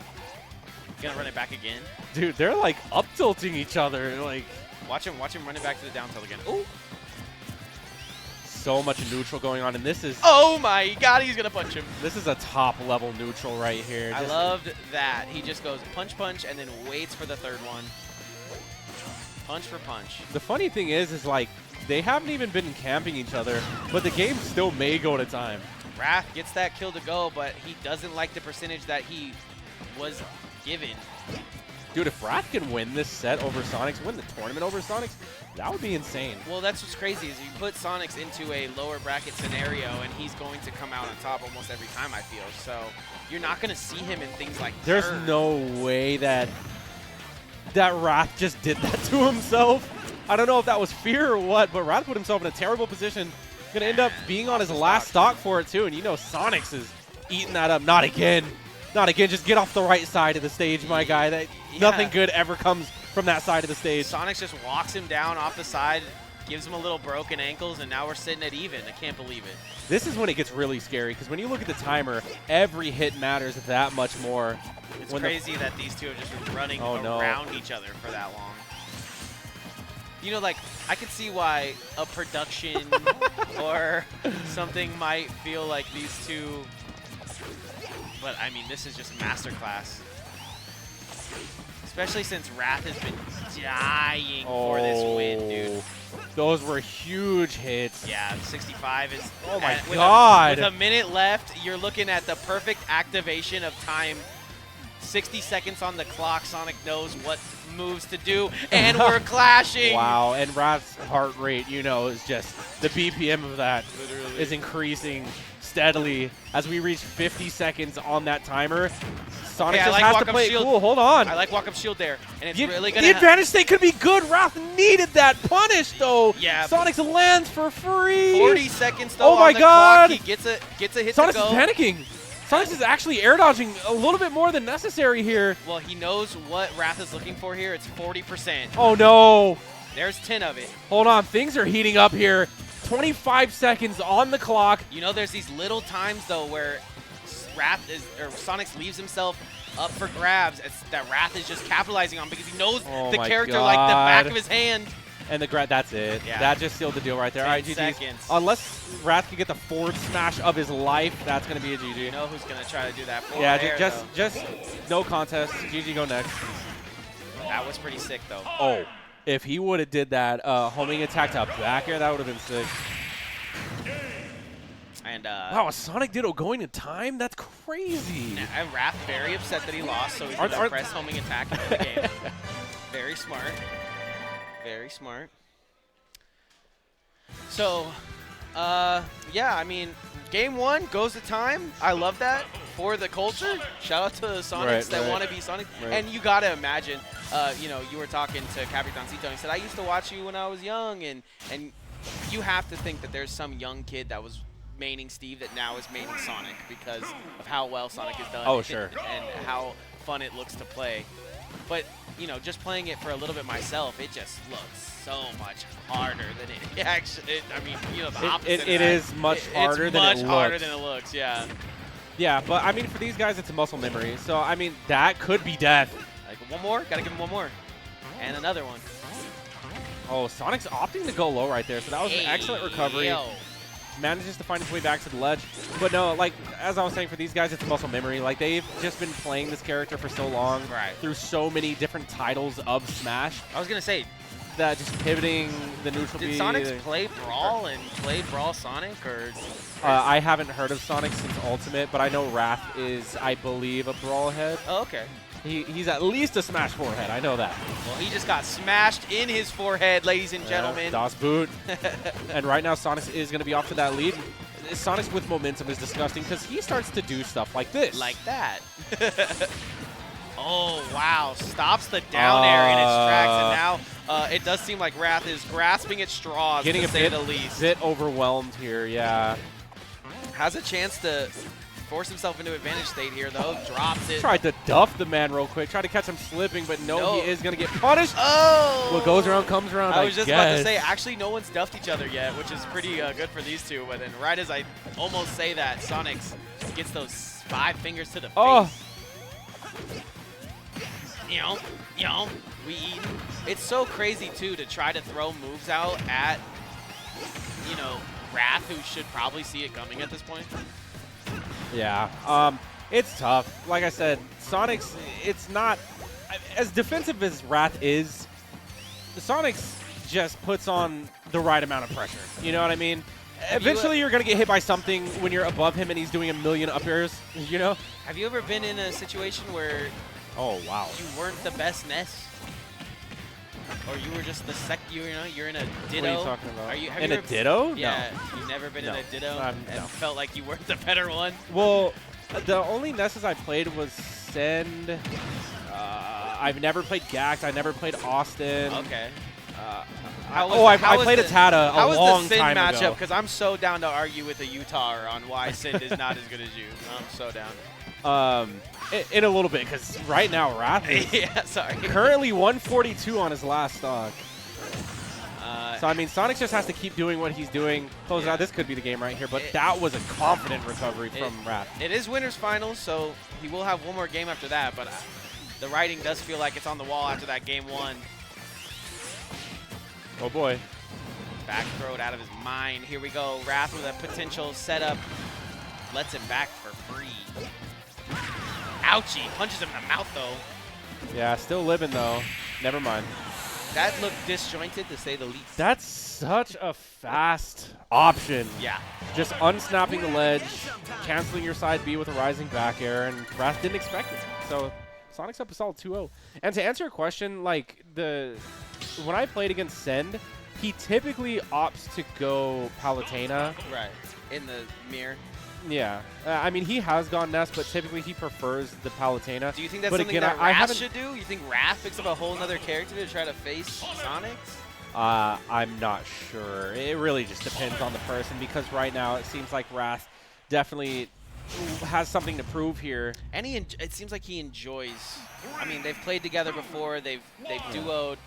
I haven't played since like 2019. Right, by the way. right. It's been a very long time.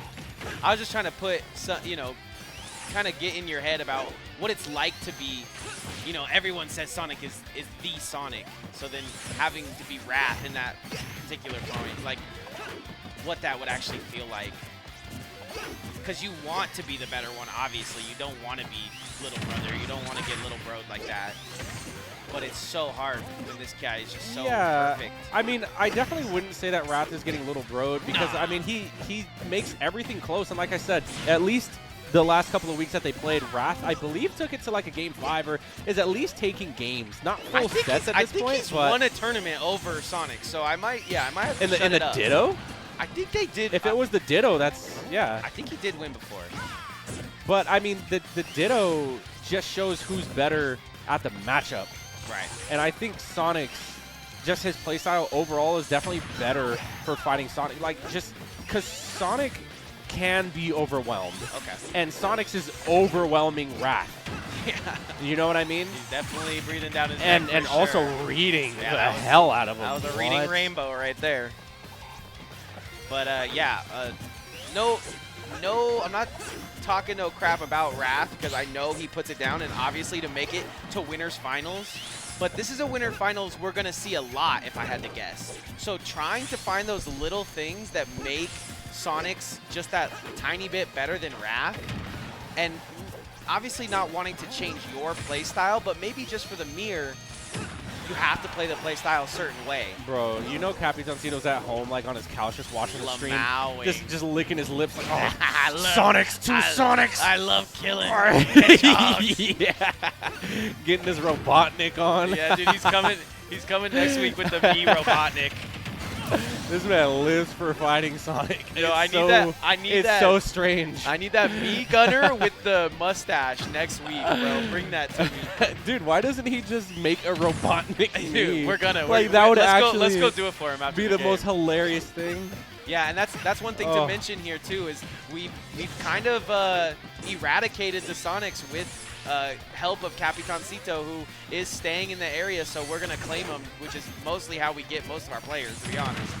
But they come for the smash and they stay to get smashed. They come for the smash, and if you're Capitancito, you stay for Sonics. Yeah. You stay just late enough to watch the Sonic Ditto. That man still owes me Tostones, man. Oh, yeah. My bad. Not Tostones. Actually, it could be Tostones, but definitely the Platanos with the sausage. He's been teasing that since he got here, bro.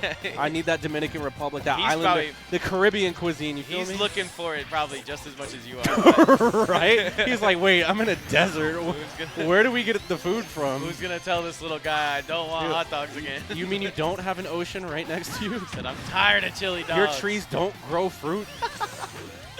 Oh, Your man. air doesn't have humidity. Okay, Wrath takes second stock though. Wait a second. Shut it all down. They switch. Sonic's actually they taking switch controllers. Yeah, he's taking a breather on the Angel platform too, so he's taking a deep breath. He's got 3 minutes. He knows he can set this one down. It's just gonna be how does he do it.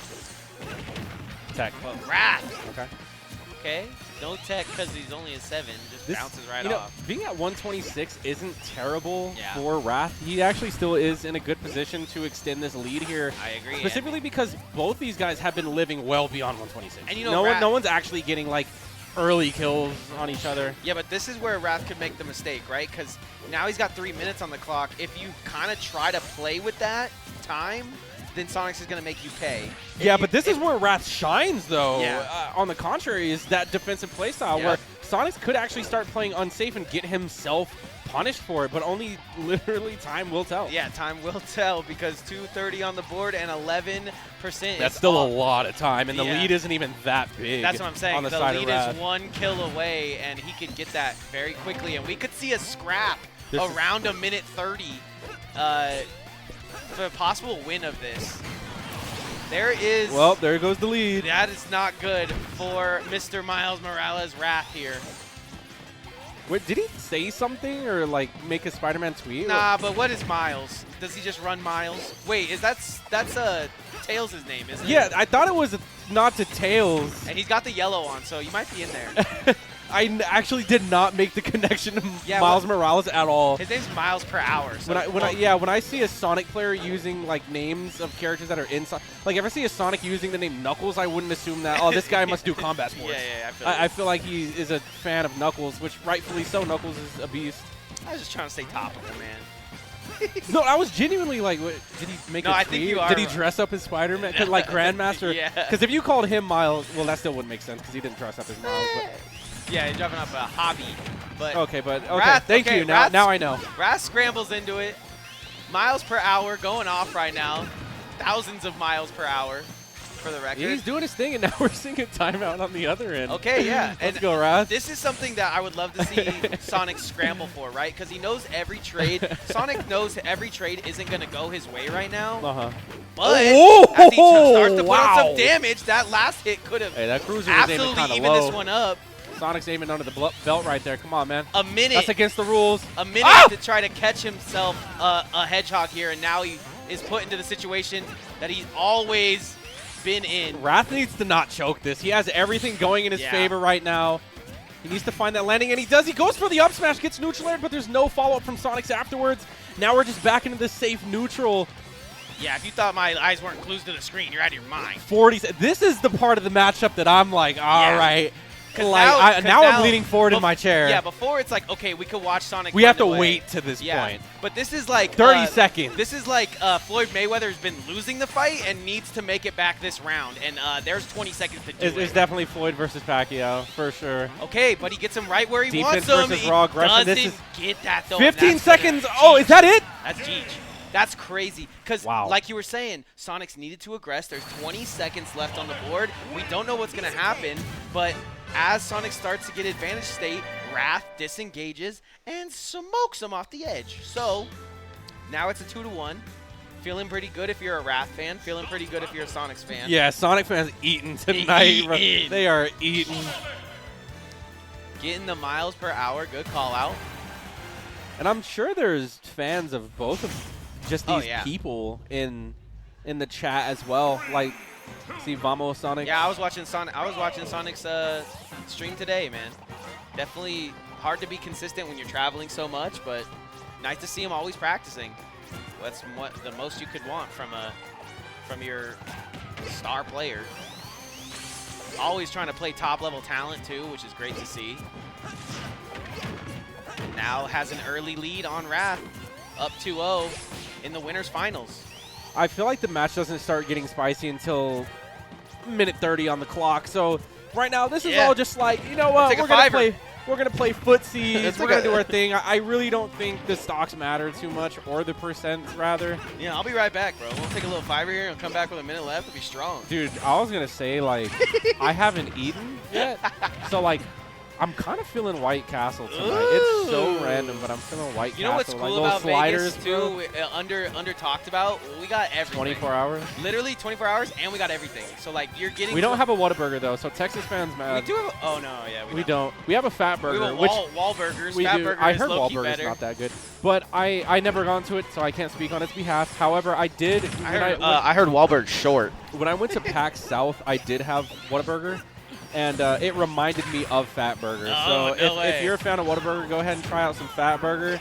It'll feel fire. just like home. If you're a fan of getting stocks, though, go ahead on over to Sonix's stream where you can see plenty of stocks like that. Up throw. Came in that Fat Burger. Not extending much off of the top platform, which I feel like is a Sonic staple. Oh, here we go. Yep. Oh, God, the double jump back air, still sweet spots. Not going to give Wrath what he wants, and that's more time on the clock. Going to try to take these 3 stocks fast. Dude, fighting against Sonic, maintaining a lead against that character, like, it's so tilting just getting multi-hits all the time, you know? Just trying to maintain that lead, it requires so much mental fortitude, mental stamina, all the above. And once you see your percent really just start to add up, wow. And then you have someone like Sonix just running away with a lead like that, it can really get to you, man. It's really hard to make the comeback. They got these sleepers in the chat, but all of a sudden, Sonix just duffs you in blind daylight. All right, Wrath taking the first stock here. Needed that. 4 minutes and 30 seconds to make the comeback. It's more than doable. But right now, Sonix looks like he has the download. True. But you can't, no. you got to act like that last 20 seconds of that last game is right now if you're Wrath, right? Like, you got to pretend that you just need to keep this lead, even though you don't have the lead, even though you're on your last leg here. Okay, scoops him off the ledge, though. Down tilt, dash attack to the forward, no jump. Gonna come high. Sonix is out of resources, but manages to find the ledge safely. Just barely puts his little hand on the ledge. Patiently floating back to it like nothing ever bothered him. And now taking his time to meme. Sonic doesn't have much time to meme mostly, but has the lead right now and is gonna go ahead and do it. Again, out of resources, and Wrath he tags opting to go aggressive. But are you kidding me? What's the option there? Regrab the ledge before him? Like, Jesus. This kid plays perfect. That was incredible. Is there a jump for Sonix? Oh, he just homing attack. And then he back throws him. Catches Wrath's hit He's detection. dead. He's going to show him what to do. Oh, no. Okay. Such a flawless recovery. Literally. And that was really Wrath's opportunity to bring things back. Oh, I like that, though. Playing aggressive off the landing was Honix, and then he gets duffed in the head by a kick. And this one, 86-0, not out of the realm of victory for Wrath, but barring some crazy things from Sonic right here, we are going to have a Sonic victory. Wow. I mean, this game could even up. He's making some mistakes. And honestly, just a matter of few exchanges. Now, it's starting to get to the toasty part of the gameplay where you see 2 minutes, 50 seconds on the clock. Both these guys still on their last stocks. What's that? What's that, Drake? Embarrassing. Oh. What? Yeah, it's just memeing. Both of them. Yeah, I mean, I want to give it to Wrath here. I want to say that he's going to pull this one out to get us to a game 5, but Sonix has been looking online, tapped in. Sonix is just straight circle camping him right now. He's going from platform to platform. Yeah, and it's working out because he wasn't getting punished, so why not? Like, if we had a slow-mo replay, which we do, but we're just chilling. Right. That last part would have been in double slow-mo replay. Mans went from both off the ledge to both platforms. Coast to coast, baby. Back to the other platform to finish out the kill. And bada bing, bada boom. That's what happened. These players are going a little bit harder than normal, if you ask me. And we do find ourselves into that loser's bracket now. Wrath's going to have to take a break. But he already had a pretty good break, I'd have to say. Yeah, I believe at this point he is going to be fighting against. I saw Hugh win, I think. We might see Ven on the sticks. I don't know who won between Hugh and Armo, but I definitely know that they played in bracket as well. That sounds fire. Wish we could have got that one. Yeah. But yeah, I think I saw Hugh stand up. Don't know if he was giving the 2-1 me or the 2-1 you, but man, has this been a knockdown. Yeah, Sonix is going to be sitting in grand finals. Yep. Wrath is going to have to, make his comeback through the lower end of things. And what is this going on right here? Check Local it out. host Philadelphia happening July 1st. No John. Dang, I kind of want to go to that. Yeah, sign up, start GG. And also shout outs to VGBC. I think we're on VGBC too. Sounds about right. Yeah, I don't know if we got rated or not by the main channel, but yeah. What's up, main? What's up, Shouty? What's up? Shout outs Gimmer. Shout outs chat. What's up, VGBootCamp? Don't forget to follow.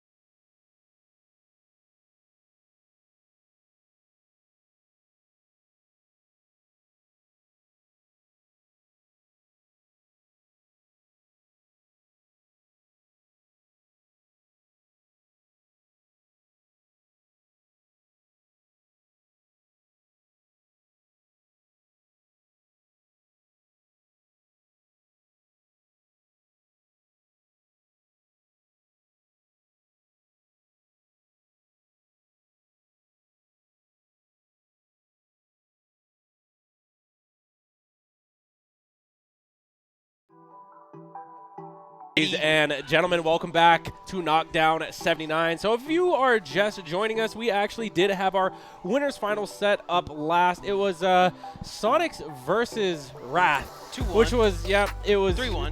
3-1, yeah, where Wrath was able to take a game, and it kind of looked like he was figuring things out there towards the end.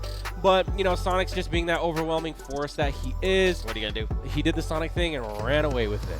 But, so Wrath is going to be taking a journey into the lower end of the bracket. I just saw that Hugh and no, not Hugh and Society Man, it was Dakpo and Society Man just got done playing. I don't know if that was bracket or not. However, it is sitting down on the sticks, it's getting real friendly right now down there. But right now it's looking like Battle of the 3-letter name, Battle of the Vegas. No, we can hear you. Vin versus Hugh coming out strong in Vegas. I love what I see from Hugh, but you know, he looked okay in his matchup versus Sonix. And for Vin, I think he just washes Hugh at any other time. I think the fundamentals win out here.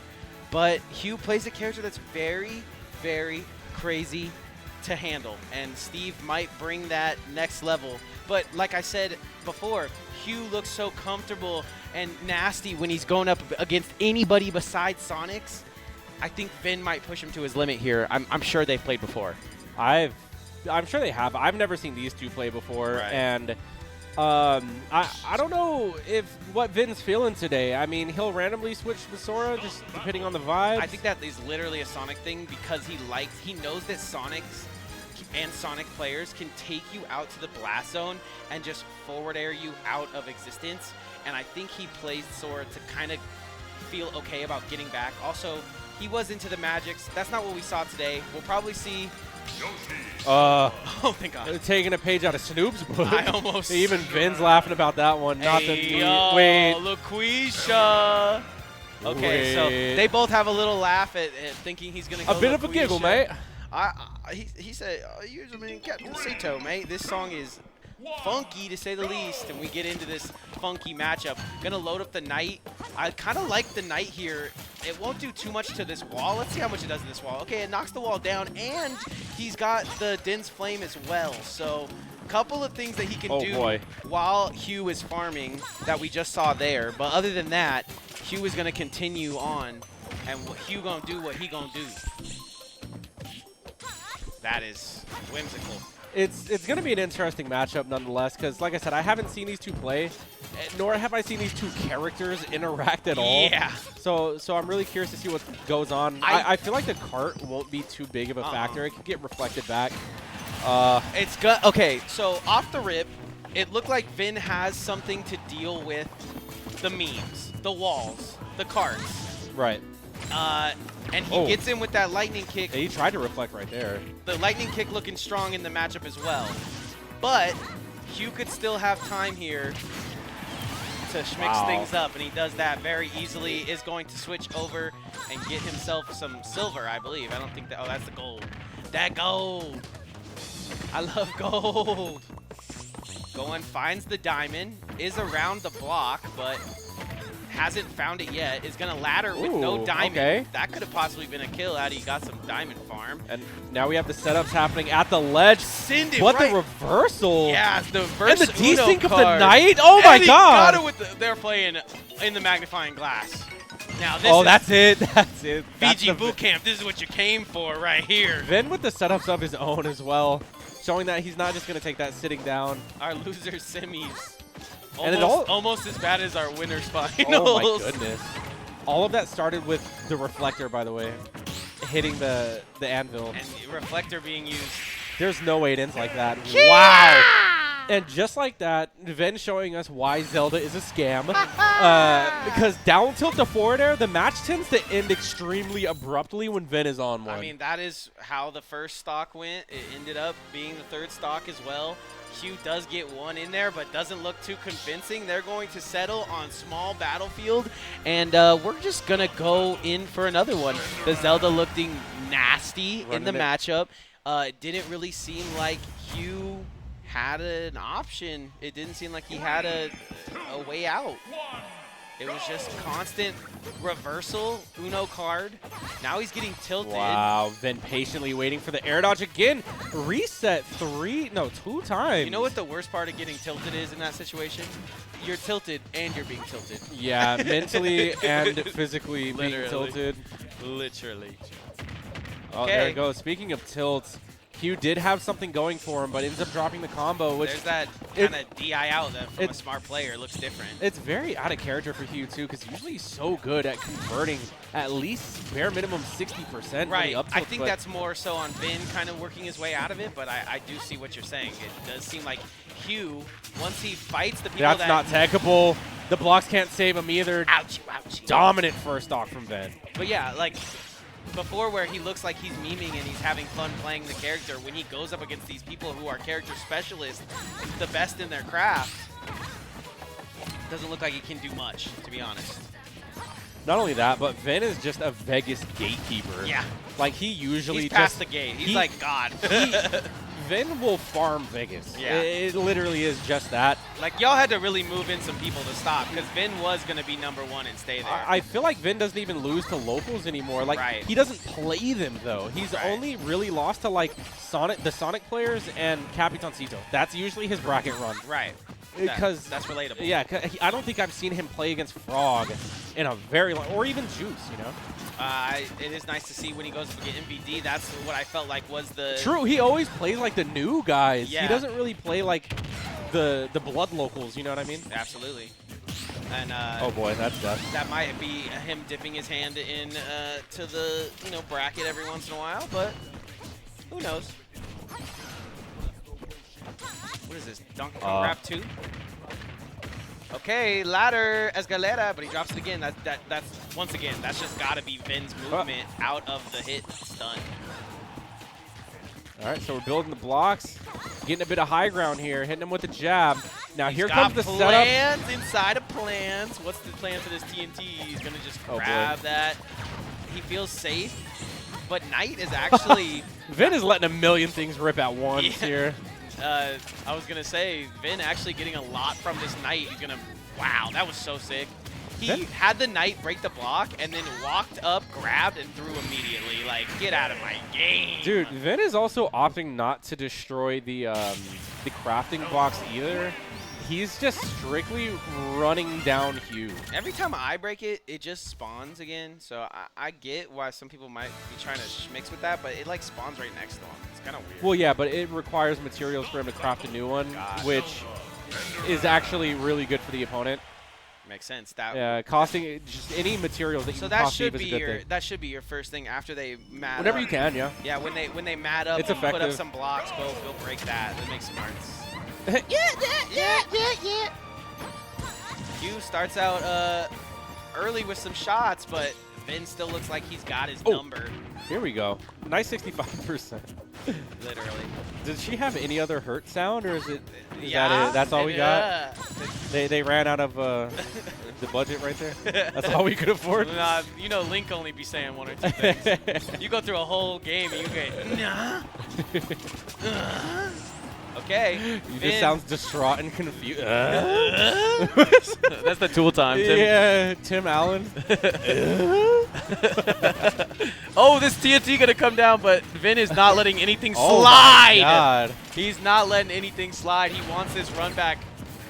Did he even get to face Sonic? Yeah, he did. So he wants his run back with Sonic, that's for sure. He's gonna have to go through Wrath, but prime for the course. If I had to guess, the double Nehru's love. Vin might be able to shake out a second at this tournament right now. It's going to have to start here, though. Ooh, I mean, he is playing... And the memes are coming out. He's playing extremely well, aside from that mishap right there. But at the same time, it's like he's playing against Steve, and I've actually never seen... He's playing aggressive versus Steve, though. Yeah. I was going to say, it seems like he knows a lot about the matchup. Yeah. Because, oh my God. Yeah, I like to think that, we're all Wi-Fi warriors, and I like to think that Steve kind of took over the Wi-Fi for a little bit, so I can understand why some of these players would have the knowledge, but man, Hugh is just falling for everything Vin has right now. I mean, I feel like Vin is the original cheeser of Vegas, Yeah. you know. And not saying cheese is in here relies on, you know. He's the original farmer. He has setups for days. Yeah. And it's setups you got to fall into, too. Like, it's something that you do to get you into that position. You can't even blame him. Wait, what the? Wait Hold a on. second. Does Din's? You kind of cooking. Chat, correct me if I'm wrong. Din's Fire has a fire property to it, right? Because whatever reason, it didn't explode the TNT. Usually fire activates explosions immediately. Like, if you PK fire, a TNT is going to blow up immediately. I don't know why Din's Fire doesn't. Is an explosive property and a fire property different? I mean, that hit. There's so many. That hit it exploded, but it was like about to blow up anyway. He's dead. That was sick. That was sick. Oh, wait a second. What a setup. You might have just turned this whole tournament on its head.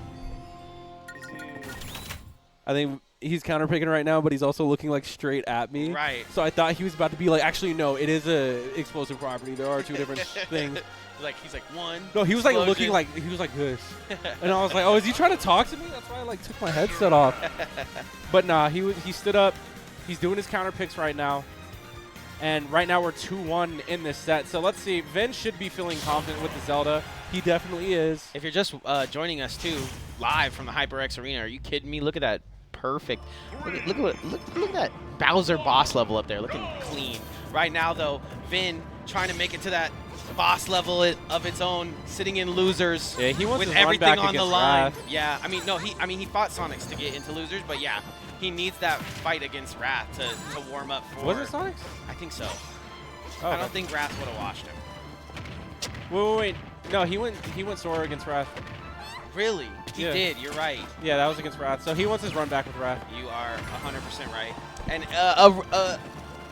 I think he deserves that as well.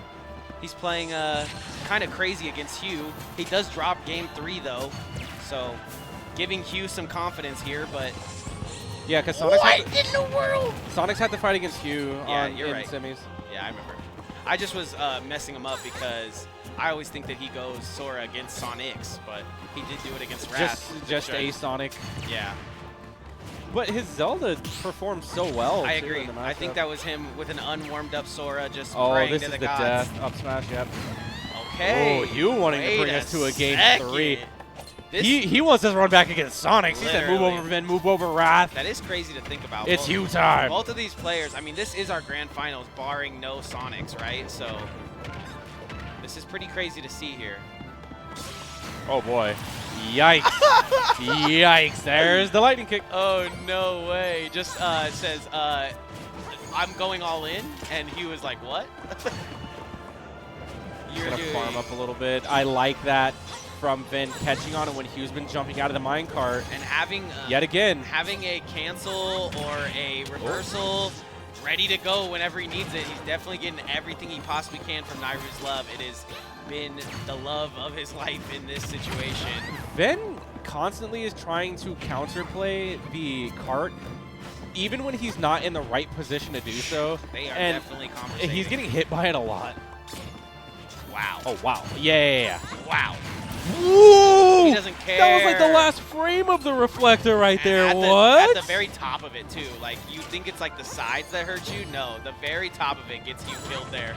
And he's going for an infinite. That looked infinite. He sent the cart back that sent back off the block that just continues to... Some crazy stuff. Shenanigans, to say the least, coming out of Hugh to try to get this win. Has been right where he wants him at 100, looking for the mash, can't find it. Hugh? He could not Just figure out his option Giving there. Vin the death stare He all did the way not- to the blast zone. He did not want to press a button in fear, but he also did not want to let him just go down there by himself. He just wanted to make his presence known. Yeah, he's like, if I you- will press a button, but I ain't gonna, but I might. So how's it feeling that car getting grabbed? Uh-oh! Oh, boy. Okay, this Hugh. could be it. This could be all it. And I think it is. Oh, wow. Just last second. Doesn't have time to back farm airs are coming materials. Doesn't have much time to do much here. Okay, Hugh has to be careful approaching Vin like that because he's one lightning kick away of getting obliterated. That's like the first or second grab I've even seen Hugh land in this entire tournament. I'm sure he used it in the lower brackets, but I like how back air not going to hit. Hugh Sends it back. Hugh is actually forced to respect the Din's Fire when it comes out. When he's farming. He's forced to respect Vin at the highest level, and you see it there. Hugh going to bow out at, I believe, 4th.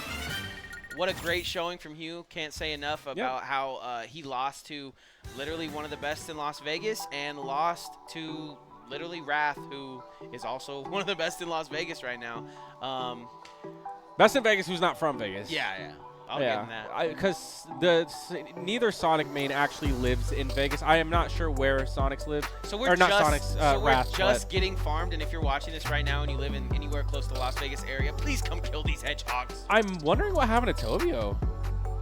Because he was looking like, that he was going to be, up there.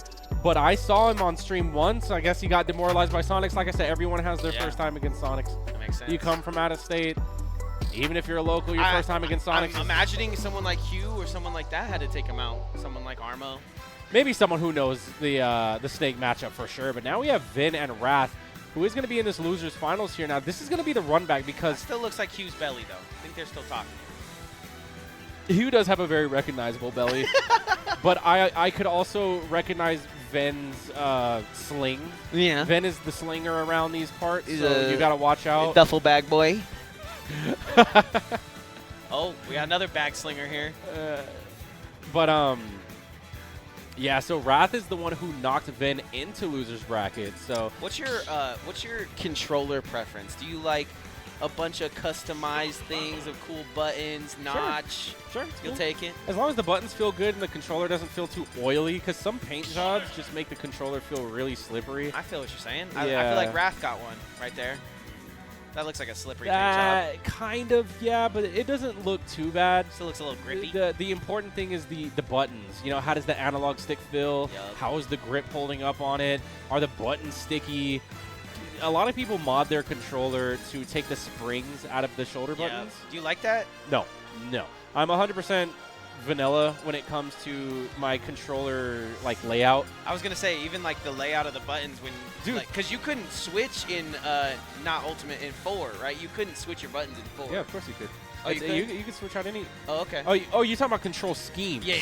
Yeah, you change your controls in 4. Okay. Yeah, that's when the Bidoo and all that crap was popular.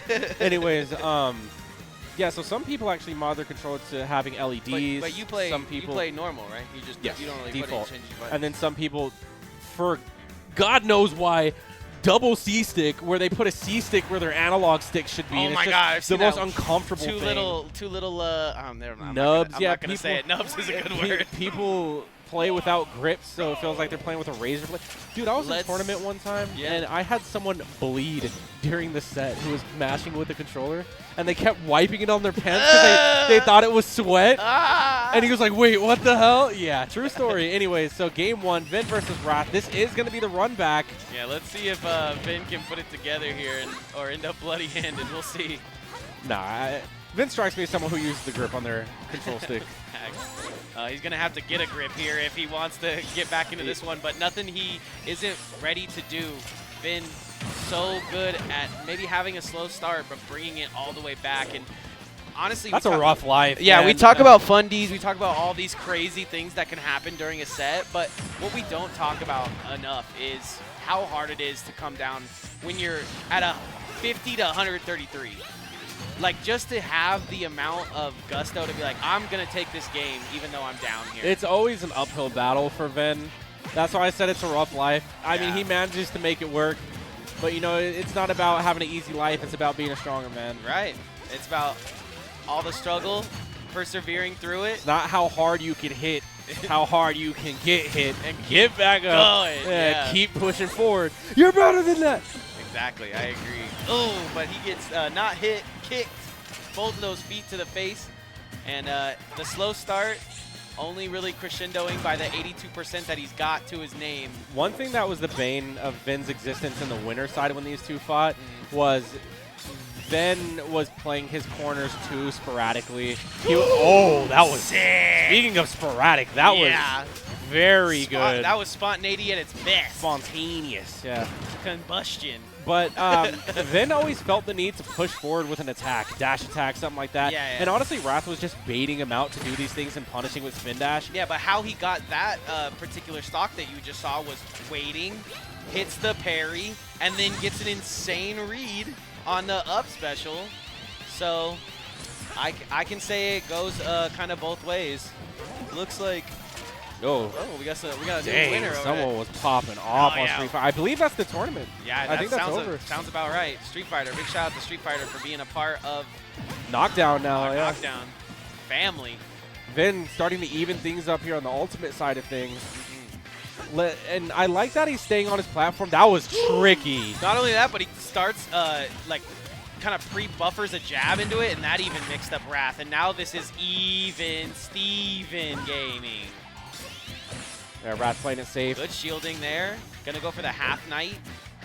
The half elf, the Mohawk Knight. What? Oh, he's gonna walk past him. Just like that? A forward smash? And now our comeback kid is already back. Oh my god. Incredible stuff from Vin. And that was very rare from Wrath to just fall into something like that. Usually he's so good at pulling back, but that time Vin was just in his head. Now it's starting to look like the Sora pick is so that you don't read the future, you know? Yeah. Give him too many. Vin saving strats. But then Vin bonks his head on the bottom, and we're even at 3 or 2 apiece. My bad. Yeah, and this doesn't look like it's going to be going to time either. 3 on the clock. But like you were saying earlier, how Vin played Hugh and how Vin played Wrath were 2 separate things earlier, and now Vin seems to be settling into this counterplay. Oh my god, that we what see a him go to. Dark Vin, slow down. Yeah. Oh my god, just hit after hit, and Wrath is... I don't see this often! That's the Twilight Princess combo! You don't see that often, but Wrath is actually choosing panic options. Yo, I would panic too if Vin just hit me with some creative stuff like that. Once again, he comes down Oh my god! and pre-buffered forward smash is gonna take it easy. And that's what we're talking about. That is Vin doing his thing. That's him playing from the back. Literally, and it's getting him the win. Going from 0 to 100 when he was down, literally 80 to 100 is so fun to watch. And you can't appreciate it unless you live in a place like Vegas. Like if he was just doing that in SoCal, it's whatever. You're the best Sonic in SoCal. It's so aggravating watching him because it's like, bro, why don't you just play like this your last stock all the time? Why do you wait until you're losing to win? I mean, that is how, like I said, that's maybe how it's a mental game. It's like the opponent starts taking it easy. Yes. Because it's like, oh, I got this Zelda right where I want her. And then Literally. he's like, nope. No, it's like when you Turn up. They like you got that cute little puppy and you feel bad for spanking it. Yeah, it what's the word? Leaves you vulnerable. Yeah, there yeah, you go. yeah. He's coaxing him into the loss. Vin gives me puppy energy for Oh, sure. for sure. Yeah. I always say he doesn't have that dog in him, but he's got that He's puppy got in the him puppy for in him at sure. least, yeah. He's just a puppy. Some type of quadruped. He's just a puppy. That's funny. But Starting- now he's Vin is just taking hits on purpose Yeah, I now, was just gonna so say he he's can not- lose, like get behind. You know? Yeah, yeah. Oh, I'm just saying he lost that fire. He needs to re-engage the fire. That is really what it seems like to me. Unless you push him to the ledge, push him to his edge, he doesn't go. He's kind of Goku-y, to be honest. If Capitancito is Yamcha, then this is definitely Goku we're seeing from Vin Calling right now. Vin Goku is crazy. Never in my years would I have ever Just 'cause- compared Vin to Just because you Goku. gotta like beat him up a bunch, and then maybe Chi-Chi. I mean, I'm not disagreeing with you. I just have never thought Right, that right. Vin would ever be compared to Goku. That makes sense. That's really funny. Oh, okay. Somehow catches him off a guard. Once again, the Schmicks. This knight is doing work for him. Get him off the ledge. You holding the ledge too long. Jeez. Again, it's the setups coming out from Vin. And Vin has this lead. Oh, but Wrath just gets right under him with an up air. Vin he relying tried a to- little too much on Nehru's love there. Yeah, he tried to fish/shark that one out for a second and finally does. Knight doing a majority of the work for Vin right now, playing very defensive. Knight to Queen 2. Up till the neutral air. Just get some sort of stage control here. But now it's Wrath's turn to answer back. Vin has no jump. Oh, interesting option from Wrath, just opting to jump away. I thought he was going to land on Vin with Nair, reset a combo, but doesn't look like it's going to be the case. Yeah, they finally got us up on the big screen, so everybody should be looking out. This is your losers finals, ladies and gentlemen, and these two guys are putting in work. Yeah, not only that, but it's heating up with Vin being a game ahead, going so even with Wrath. And like, I feel like that Sonix game kind of broke him a little bit. Yeah, you have to realize, too, that, like, yeah, Wrath is kind of tripping, but he's not tripping on no Zelda. He's tripping on the Sonic that is in the future. So that's just one flaw with Zelda in general, is that baiting out that Nehru's love is like the name of the game. Yeah. You know what I mean? Once you see that go off, it's just like like any counter. Once you see the counter go off, I'm pulling up and grabbing you if you're missing your counter. Big damage coming out, and that's the bread and butter that Sonix look for, is just being below the platform, getting that up throw, up air, back air. Imagination is what comes next, really. Yeah. And timing, yeah. But about that, that's it. Vin is looking for another Knight setup to go his way. The Knight's hit detection actually preventing Wrath from following up off of his spin dash there. He is very... That shield. Yeah, he's doing very good at placing himself so the Knight will hit, but it's the schmicks after. It's the grab, it's the little punch that will set up the hit that he's not getting at the moment, because Wrath is just right out of his way because he knows he's in the lead. Oh boy, oh boy. Man, Panic coming out from Wrath, but spaghetti from both players. Yeah, I mean, the spaghetti was definitely on the table. Yeah. Back to the ledge. A lot of momentum coming out from Wrath here. True.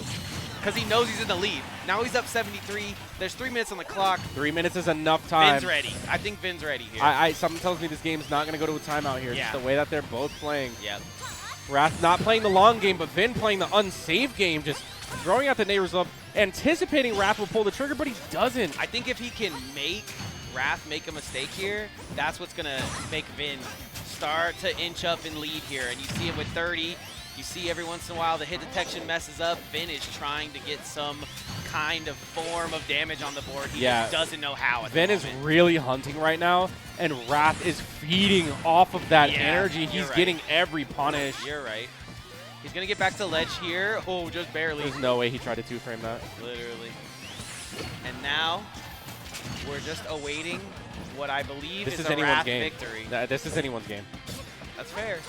We've seen how abrupt Vin games can end, especially if you hit that up air. Yeah, that would put Wrath at kill percent. I was going to say, that one didn't go his way, but another one Oh, might. boy, we're moving. Hold on. All it takes is one advantage state. Where did the Knight come back, but not in time? That was so perfectly timed, but just didn't go Vin's way. Vin is going to continue to be in shield. Oh, God. I'm so glad that Vin didn't dash attack from the corner right there. He's realizing that Wrath is showing a ton of respect and waiting for Vin to overextend, but it's not happening. The defense is real. Vin is locked in. Wrath is locked in. We have a game. And what did I tell you? What did I tell you? Wow. Vin is a scam who uses a scam character, but he worked I felt for it right there. It was like... He worked for it. He earned every W that this man gets. Look at this Wrath scam that he's feeling right here. I know Wrath feels it, bro. That scam feeling. Every time you get hit by stray forward air, it's like, really, bro? That's me when I drop like $20 on the table and then they just take it away from me. They say, no, that's 21. I win. That's the same. Oh, you talking about gambling? Yeah. Oh, you talking about Vegas. I thought you meant like randomly just when you leave $21. No, yeah, that's how you feel. $20. You just feel scammed. It's just gone. It's not yours anymore. So yeah, I mean, Vin maining Zelda for half of his life is definitely a gamble, but right now it's kind of paying off. Yeah, the payout's kind of real. Payout's definitely real for Hitting Vin. the jackpot. Once again, he is definitely #1 and if not #2 on the PR mostly every month. So it definitely paid off in that sense. But right now he's sitting 2 games up. But Wrath has been down a bunch. Wrath has been down. Man, all I'm saying is this is great for Vin. Yeah. 112% deficit. You better watch out, Wrath. Here he comes. A little bit of Here rage. comes Vin. Oh, God. He said a little bit of rage is just enough for me to take this first stock. And let's see if he can really do it. I mean, that's got to be fun to watch, man. You're at home. You're just trying to watch. Oh, no. There he goes. Scammer gets scammed. Scammer gets scammed. You can never count Vin out. Like I'm saying, this 114%, Vin loves this. Dude, this is He likes a good challenge. He does it on. He puts himself at a deficit on purpose. It's so crazy that Vin prior to Oh my god, no fear? prior to this match where he's about to 3-stock him on some crazy stuff, like lost this game in bracket, which was also another best of 5, I will add. Nice parry flex from Wrath. So that's crazy. You drop a 5 and then you just come all the way back in the loser's bracket. I mean, that is just planned and absolutely scripted, and everybody should be fired. So now we're back to this like really safe footsie game right here where Vin double jump air dodges in neutral. Yeah, because I feel like Wrath knows he can clean this one up if he can get this kill, but it's getting this first kill that is going to be the bane of existence at the moment, because even when you get that, it's like, oh, I'm at 60. What am I doing? Wrath is looking to cover so many options at the ledge, but actually forfeits the corner, which is very out of character considering that Zelda struggles at the ledge. Wrath has a huge opportunity to take the stock, and he does just that. Only 25% to his name is not much. This sounds like the Wrath comeback, if you ask me.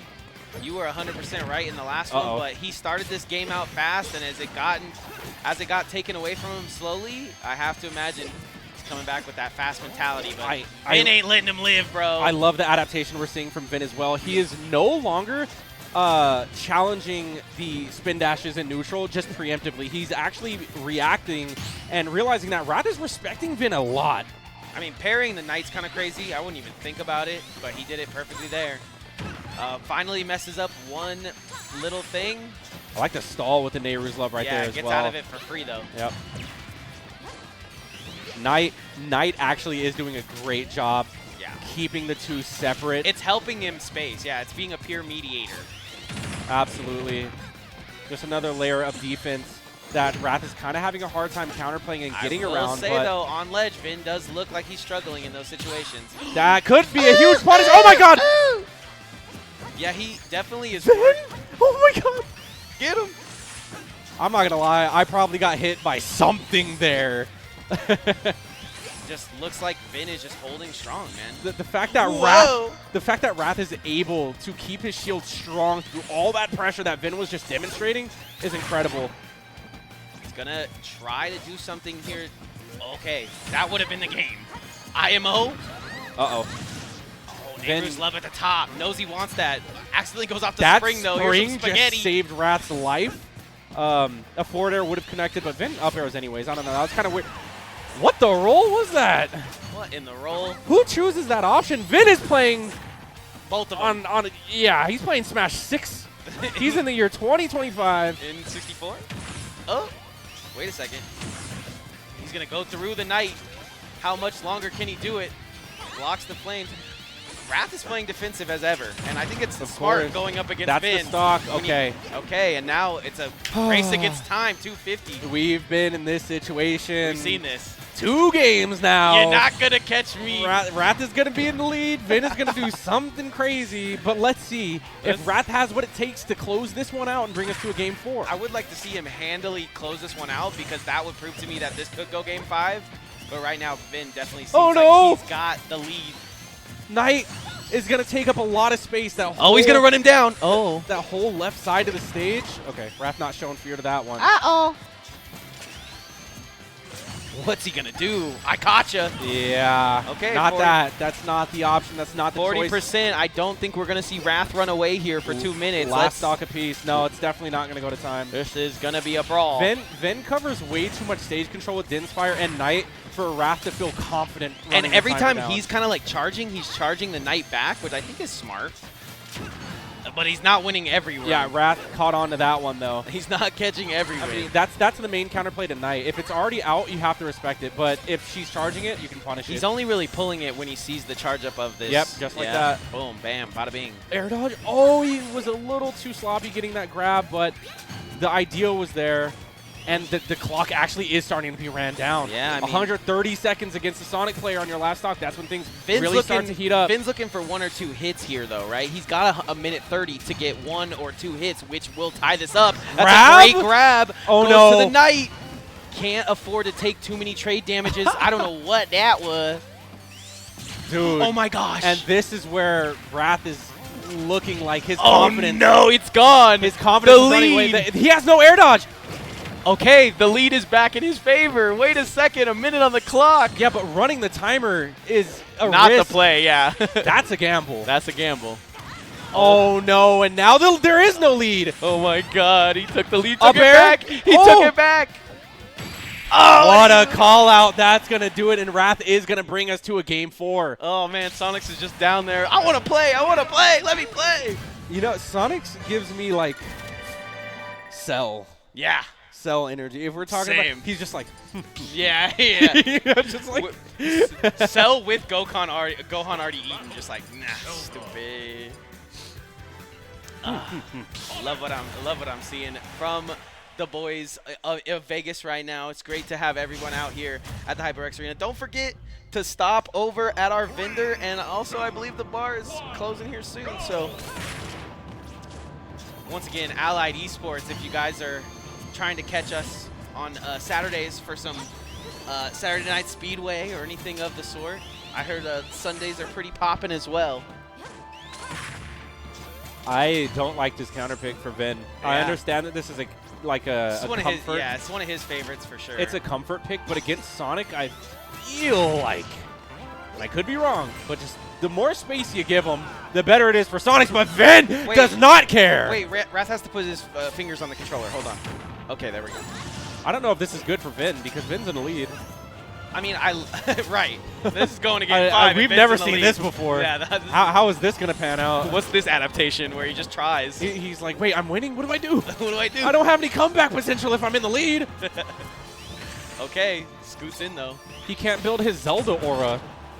No, please, my thin flame. Wow. Okay. We've seen Vin in this situation before, but he got really sloppy on the winner side of things where he just started getting his life spin dashed away.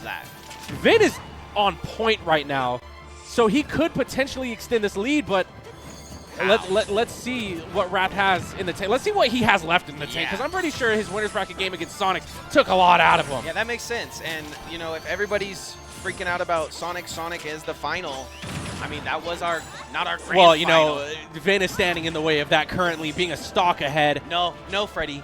Vegas is standing in the way of that. Vin is Vegas. And I'm pretty sure if you're in chat and watching this, I mean, you want the locals to win. You know, it's Wrath, even though he comes here regularly, still technically an out-of-state invader. Also, the mirror for the finale is kind of crazy, but I liked it as the main final. I liked it as the undercard. Yeah. I'd love to see I mean, Vin, we got a good taste of it in winner's bracket, thankfully. So yeah, I'd love to see Vin get a shot, for sure.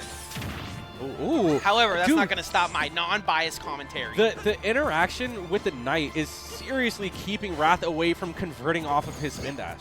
Not only that, That but must be so infuriating these for Wrath. random lightning kicks that Vin is getting to get kills are so insane. And they're like coming out frame negative and just hitting and then trading. That's why Zelda's a scam. That's a scam. Woo! I'm understanding it. Goes for the doubles Nairu's love. Sneaks behind the tilt. Oh boy, and Vin just trying to play his corner right now, get something set up here. See, and Wrath has to respect right it. there, Wrath can't move backwards. He can't move forwards. But what he can do is stand still and shield. Ooh, okay. And he does that perfectly. Waits his turn. Yeah, that was a and good mix-up. gets his stock. And the forward tilt doing it too, just keeping it safe. And now, if I had Huge. to guess, Wrath is going to take this and run with it, like you said. Come on, just a few more %, Wrath. Just a few more. Get that lead on Vin. He wants you to. Then you can camp. Yeah. There it is. Vin encourages you to take his stock right now. Gimme. Takey. I want to come back. It's not a Vin game if Vin isn't put in a position to clutch it out. You know what I mean? And It's right not now he's slowly but surely getting put there. Got the 3:30 even. on the clock. Oh my God. What Vin is like trying to reinvent the wheel a little too after he much. already learned how to take the stock. Vin a little too alpha right And now. he could find himself losing this whole thing off of just this one moment where he's not completely grasping what is happening, right? You could absolutely drop this. Sometimes when I watch Vin play, I just wish he cared. Because some of these options you see, he just doesn't care. Right. He doesn't. He just be throwing stuff out. It's not that it doesn't work, and it's not that he's not and clever. no, that's or- why it's a scam. Because Right. he'll throw something out, and you're like, really? That's what I got hit by? Right. Really? I died at 60? You know what I mean? Like, Yeah. Wrath is at kill % right now. People be saying that. I mean, Wrath needs to make one mistake for Vin to bring this back, but right now, it is Wrath who's in the driver's seat. And now I have to give the game to Wrath because, yes, Vin likes to... Go ahead, count him out. Yeah, count him out. I got you, bro. Yeah, it's all part of the script. Yeah, I got that script. Oh, boy. Here it comes. Vin died for low. that. Yeah, Vin died for that. That's very low. I feel bad. That's very low. Okay, and now Game 5 is going to start up probably how the last games have started, and that's Wrath going ham. You can see Sonix just getting a little time, a little snacky in with Bay at the HyperX Arena. Sounds like heaven. I actually don't like that counter pick for multiple reasons. One, because you're giving Sonic a ton of space. Two, because that top platform is massive, and we've seen the combo extensions that Sonic can get from below. So it's just like, do you really want to do that? I guess Vin does. He's not playing from below if he's not counter picking himself. Okay, well, counter-picked himself into another situation here, but feels strong on his counter-pick. Gotta feel a little muscle memory setting in here as they both try to get into Game 5 scenarios. Fast as lightning homing attack coming out from I like the thick 2, but then I also like the little baby 2. I haven't figured out which one I like more. So that's intentional. Because I've seen that, but I wasn't sure if that was how it was supposed to be. I'm just saying, bro, that thick 2 doing something to me. It's bold. It needs to chill, bro. Oh, it is bold. It is bold. He's like, hey, chill, calling it thick, bro. That's clearly bold or italic, my guy. All right. Still walking in with shield. Not scared, not shaken, not stirred. Wrath is actually playing this one Yeah. quite well, That's too. what I said. All 3 games have started with Wrath taking his claim, except for, I guess, game 3.5, where Vin just came out striking, but still lost that game somehow. I guess that was game 4. But Oh, boy. yeah, right now it's just Juggle City from Wrath. Nowhere to run. And I feel bad. So right around now is about the time when the script comes in, or how does this work? Just a few more percent. Okay. Once Wrath gets to 60, then I'm concerned. Yeah, isn't that so crazy? It's almost juice. It's almost like juice, right? Like juice will just wait till you're at 70 and then pop cork on you. Wrath is just playing so alert right now because he realizes that a lot of the stocks that he lost was because he was playing unsafe. Vin caught him on a punish. And he was running at him. Yeah, exactly. It was a counter or something that he did that was the problem. So now he's just looking to just play safe and really be minimal with his engagements. And he kind of can because Knight doesn't really go on this platform as good as the other Oh my God, that was the stock. He tried to scam him. That was it. When the scammer looks at you straight in the face. Yeah, that's what we're going to call the forward air back. They're just the scam. Oh, he's trying to farm for it. You can see him which is funny, too. I know I meme about it, but that move sweet spot is actually tiny. Unlike the Knight hitbox. I was going to say, what about the edge of the Knight? Takes up everything. All right. Vin somehow finds his way back into this one. Wrath, very upset about it, is going to put it on him for a second. But that will only make Vin stronger. Vin having to play his corner right here. Oh? Not getting put in the blender. Interesting exchange. But he is going to cover the landing. The Knight is still out, so he cannot call it back. Lots of shield pressure. Vin opting to play this game on the top platform. Back to the ledge again. Back. Oh my goodness, smart. Wrath. And he gets the Knight. What more can he get from this? Oh, the up and air. the aggressive option coming out from Vin, catching on to Wrath, the landing option. And Wrath back it up. But hey, put it in reverse, Terry. And the gap is slowly closing for Vin. What a confident setup from Vin to turn his back to Wrath mid-spin dash. He's just going to walk in. And that's the parry. No punish, though. He's like man on fire. He's just going to walk out the front door. He went for the roll read of a lifetime. But this is not a bakery. Wrath not giving him any. Oh! Okay. What's the mix-up? No mix-up. Take these 6 fingers to the face. But the DI, that's actually huge that Vin lives that. Facts. At 121, full duff to the face is kind of crazy. Double jumping? Vin is living life He needs to get off the platform. Yeah, he's living life on the edge. That looked like the slimiest platform I've ever seen. But Good you parry. know who likes to play from the behind? You know who likes to play when they're losing? Vin has a good shot at taking this. Yeah, tell him again. Just because of that. Okay, we went the distance. It is 5 games that we've had with these two, and it is even as Steven. Yeah, and I'm pretty sure both these guys want their shot at Sonix, but sitting in the grand finals. But you can't spell even without Vin, baby. True that. Vegas got their cards all in one box. But Wrath still looking strong. Not really shaking. Not really stirred. I like that from Vin, respecting that Wrath just had so much stage control right there, opting to grab the ledge. But Vin's going to have to watch out for these homing attacks now because Wrath is just starting to run away with him. Yeah, dash attack not going to do it either. So Vin trying to get creative here on ledge, but... Yeah, Wrath's just trying to find an opening right now. But you can see Wrath not really pulling up. He's not really showing up. He's looking to challenge the startup of Knight. That's why he's moving so... I see it. You know, he's jiggling. I see the vision.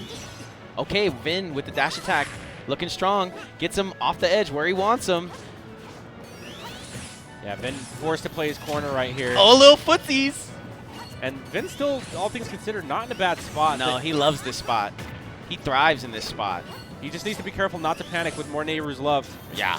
Wrath is definitely doing a good job waiting for it. Oh, that was a little half Knight to half Knight. Almost got the grab. Not looking confident so much anymore, but 110 and 116 is where he loves to thrive. Insane parry by Wrath. I'm expecting, oh wait. 56. That was huge. He wants to farm another one out, but he's going to get a hit in between here. He can't charge this one up. Oh my God! He scams him! He scams him in regular Vin fashion! Get him out of here! Vin is just too good, man. What can I say? I mean, Vin earned it. That was wild. Like I said, memes aside, Vin is... When I was talking about how tiny that sweet spot hitbox is for the lightning kicks, Vin is just mad accurate with it. He makes it look easy, but that is a sweet spot that you have to know. You have to understand that. Down but not out. Plenty of time for Wrath to make that one his game, but we go to game 5, and it was starting out a demanding lead for Vin and ended a demanding victory. Delicious, to say the least. Now he's got to go up against another Sonic, though. Got to punch another Sonic in the face. Y'all ready for that? Yeah, Vin is going to go on the Sonic run right now, the Sonic marathon. The only problem is that Sonic might be a little bit better at fighting Zelda and also has to lose 2 sets in order for Vin to win. And, you know, that's not so common that Sonix does that, just, you know, according to the statistics. Only really done it against Capitan Cito, which is also... Capitan Cito is ridiculous, though. That man just never runs out of mental stamina. He's also got counterplay, especially for Sonix, which I love. Yeah, he has a whole custom moveset to fighting against the Sonic. Right. So that seems more than practice, the tried and true. We will... However, see that Sonic's gameplay very shortly. They are definitely already ready to go, set up, and ready to step up to the plate. But if I'm Vin, I'm taking a break. Yeah, Vin's actually on the phone right now. Yeah, dude, I can't believe that. Yeah, close game. He's like calling his mom right now, like, "Hey, Mom, guess what? I did it. I'm in grand finals." I doubt he's still. He's probably all the grand finals. Probably the exact opposite. He's probably like, "Oh yeah, it's grand finals. I'll be home soon. You're right." Wait, actually, he's like, you know, I'll be home not soon because I'm gonna reset the bracket and every game's gonna go to time. We're gonna go to Denny's. That's probably who he's talking to. He's like, "Hey, yo, I'm about to win the tournament. What you hungry for?" No, yeah, or he's like, Capitan, I need some info. That makes sense. I would not trust anything that Capitan Cito says. All this man knows is me, Gunner, and sleeping. That is it. I love Doesn't even know his own name. I love those 2 things. Though. I know those 2 things, and I love those 2 things. Big shout out to LaQuisha as well. Man, it has been a great knockdown. That was an exciting losers finals as well. Exactly, and I think it's Vin coming up huge. Continue to like scale to that level because I don't see this thing slowing down. I love that we have a great community basis. I love that the grassroots are seeded, and all we really need is you. So please pull up to the tournaments. That was very touching. It's true. He's not wrong. Every Friday, 6:15, and it's more than just Smash too. So whatever tickles your fancy, you have options. Yeah, if you're like, oh, I don't want to show up because I don't want to get shut up. Shut up right there. We got plenty of people to train you. And there's a bar to drown your sorrows there's if you go 0-2. There's plenty of people here to train you up to make you the best possible version of your gaming self that you could be. And if it does go south, yeah, we got a bar. So you're Gucci. And that's not even a bad thing. I mean, the drinks are delicious. Like I said, you can't go wrong with the Chug Jug. You can't go wrong with the Mega Man. We should make like a adios that is like double an adios, like a double adios, and then just call it the O2er. Dude. That is like, just like, what'd you yo, get? can I get the O2? Yeah, I just need the O2, bro. It's just 10 different, like, and you can only hard get it. liquors. You can only get it if you go O2. Right. Oh my God, Bar, make it happen. That's crazy. Hey, that should be your drink. I'm Did saying. you get your own drink Listen, yet? I'm a 1-2er, first of all. No, but I'm saying you can make, depending on, I guess, who you are. Yeah. They make drinks named after people. For sure. I think Pollo has like 2 drinks. That makes sense. The El Pollo Loco, I've had one of those. I was offered a drink by Frankie before lockdown. My drink still hasn't been made yet. I had a dream. Funny enough, I had a dream that I had a dream. This isn't anything motivational. Don't get it twisted. The alcohol would run through my veins. But no, I had a dream that I was drinking this alcohol that I did not know what it was, but it was called a Green Sun Luna Magma. The name went hard. And I need the bar to make that drink. Okay, so I don't know if it's going to have Midori in it you don't to make know the green or like. You don't know what it is. You just had the name in the dream. I don't know what it is. Okay. I didn't know what it was. All I knew was the name, and I ordered it. What is it? Oh, okay. In the dream. And when I woke up, I wrote it down. I'm like, yo, what is this Yo, drink? this goes so hard. What is so? Whenever the Green Sun Luna Magma becomes a thing at the bar, you could order that and know that it's my drink, coming to you with love and care, and hopefully it makes you feel tingly. And mine will be the O2er, everybody. Mine will be the O2er. And that'll make you forget that the night ever happened. I love that. It'll make you forget your bracket placing. Yeah, Is the greatest thing you exactly. could write on a menu. That's funny, yeah. Whatever phone call Vin took, I'm kind of worried about him now because I'm he sure kind of just disappeared. I'm sure, you know, we're just on break or whatever. I don't know if we're actually. He really went to go get hard. That's hard. That's probably the hardest thing anyone's ever done. He went to go get a Blue Moon. But look, I wouldn't want to be sober either. Hey, that's listen. all I'm saying. Hey, once in a blue moon, bro. Once in a blue moon, I can get down. Oh man, Vin is our alcoholic. That's fire that we were talking about all the possibilities. Oh, we're just getting right into it. And Vin goes and gets last call, literally. Yeah, I think all the alcohol talk got Vin feeling a little thirsty. He said, I'm going to need a beer if I'm going to go up against Supersonic himself. Oh my God, what? And you know what we cannot touch the ground. Yeah, the bad thing about Vin kind of playing that last one is Sonic's got to just pick apart everything wrong that was happening. But Vin's still putting up a very defensive wall, and I like it. My God, bro, what am I watching right now? Sonix is getting clipped by a ton of multi-hits, but still trying to brute force his way through with spin dash and homing attack. And we're getting some really interesting exchanges off of that. I mean, he's down to press into Vin because he knows that Vin will play that defensive, and he's been playing that defensive for the last couple. But honestly, Sonix doesn't seem to be bringing anything too technical that Wrath didn't. So let's see if Vin can steal a game here like he stole that stock at 85. This scammer. Get this scammer out of here. This scam likely call. Yo. Hit him up on the phone like, hey, you're doing That's good, man. That's who just called him, Scam yeah, exactly. Likely. That's the name of the game, man. Keep it up. But so someone got to make that clip, like you FaceTiming Vin, it just says Scam, Scam Likely. Nice little low. That's a punish. Goes low again. All y'all Street Fighters got hit. Goes low footsie twice. Ooh, okay. Getting the shield poke. Okay. The up smash. Ridiculous. Up smash getting a very good amount of usage from the Sonic players out of this tournament here. But that's one of the few times it actually works. I feel like whenever Sonic does up smash, it seems like, and no shade, but usually it seems desperate and it usually gets them punished. But that time it was actually a good call. You hear that, Sonic? You're desperate. Up smash is a desperate move. Stop using it. You seem to be in desperation. It's like the one move that they use to come back, and it works like every time. Desperation Desperado. That's what that guy is. Okay. Forward air going to start this combo out nice. Vin into retreat mode. Before, where Wrath seemed to be sitting just out of the Knight's way, feels like Sonix is sitting right in the breadbasket of Vin, just right on top of him for the entirety of this. I don't know how I feel about this. You know, Vin with the lead isn't the strongest form of Vin we've ever seen. Yeah, but I guess, you know, Vin just has a problem carrying about You know stuff. what it'll do? It'll put him in the lead of the games. Ouch! Wow. First try. Owie! Can't just go flying up in the air like that, Jackie. That's insane. Like, two-framing Zelda's required. I don't even know if that was a two-frame because usually Vin does like to extend at the ledge to get that hitbox. Right. But Sonic's able to attack that. That's really hard to do. That is super hard to do. Okay. So kudos to him. Who would have thought? He's a good player. Last stock has somehow gone the way of Sonix, and it doesn't seem like he's slowing down, no pun intended. Hey, good for Vin, because now he has a reason to clutch. Right. And now we It's just need to get him to 85 and get him up out of here. Yep. Just build up that rage a little bit, give him a reason to, clutch it out, play from behind, Yeah, what we've been preaching about Vin the whole time. I gotcha. Now, this is a formula made in heaven. Now, if Vin can get Sonic to at least 60%, not going to happen.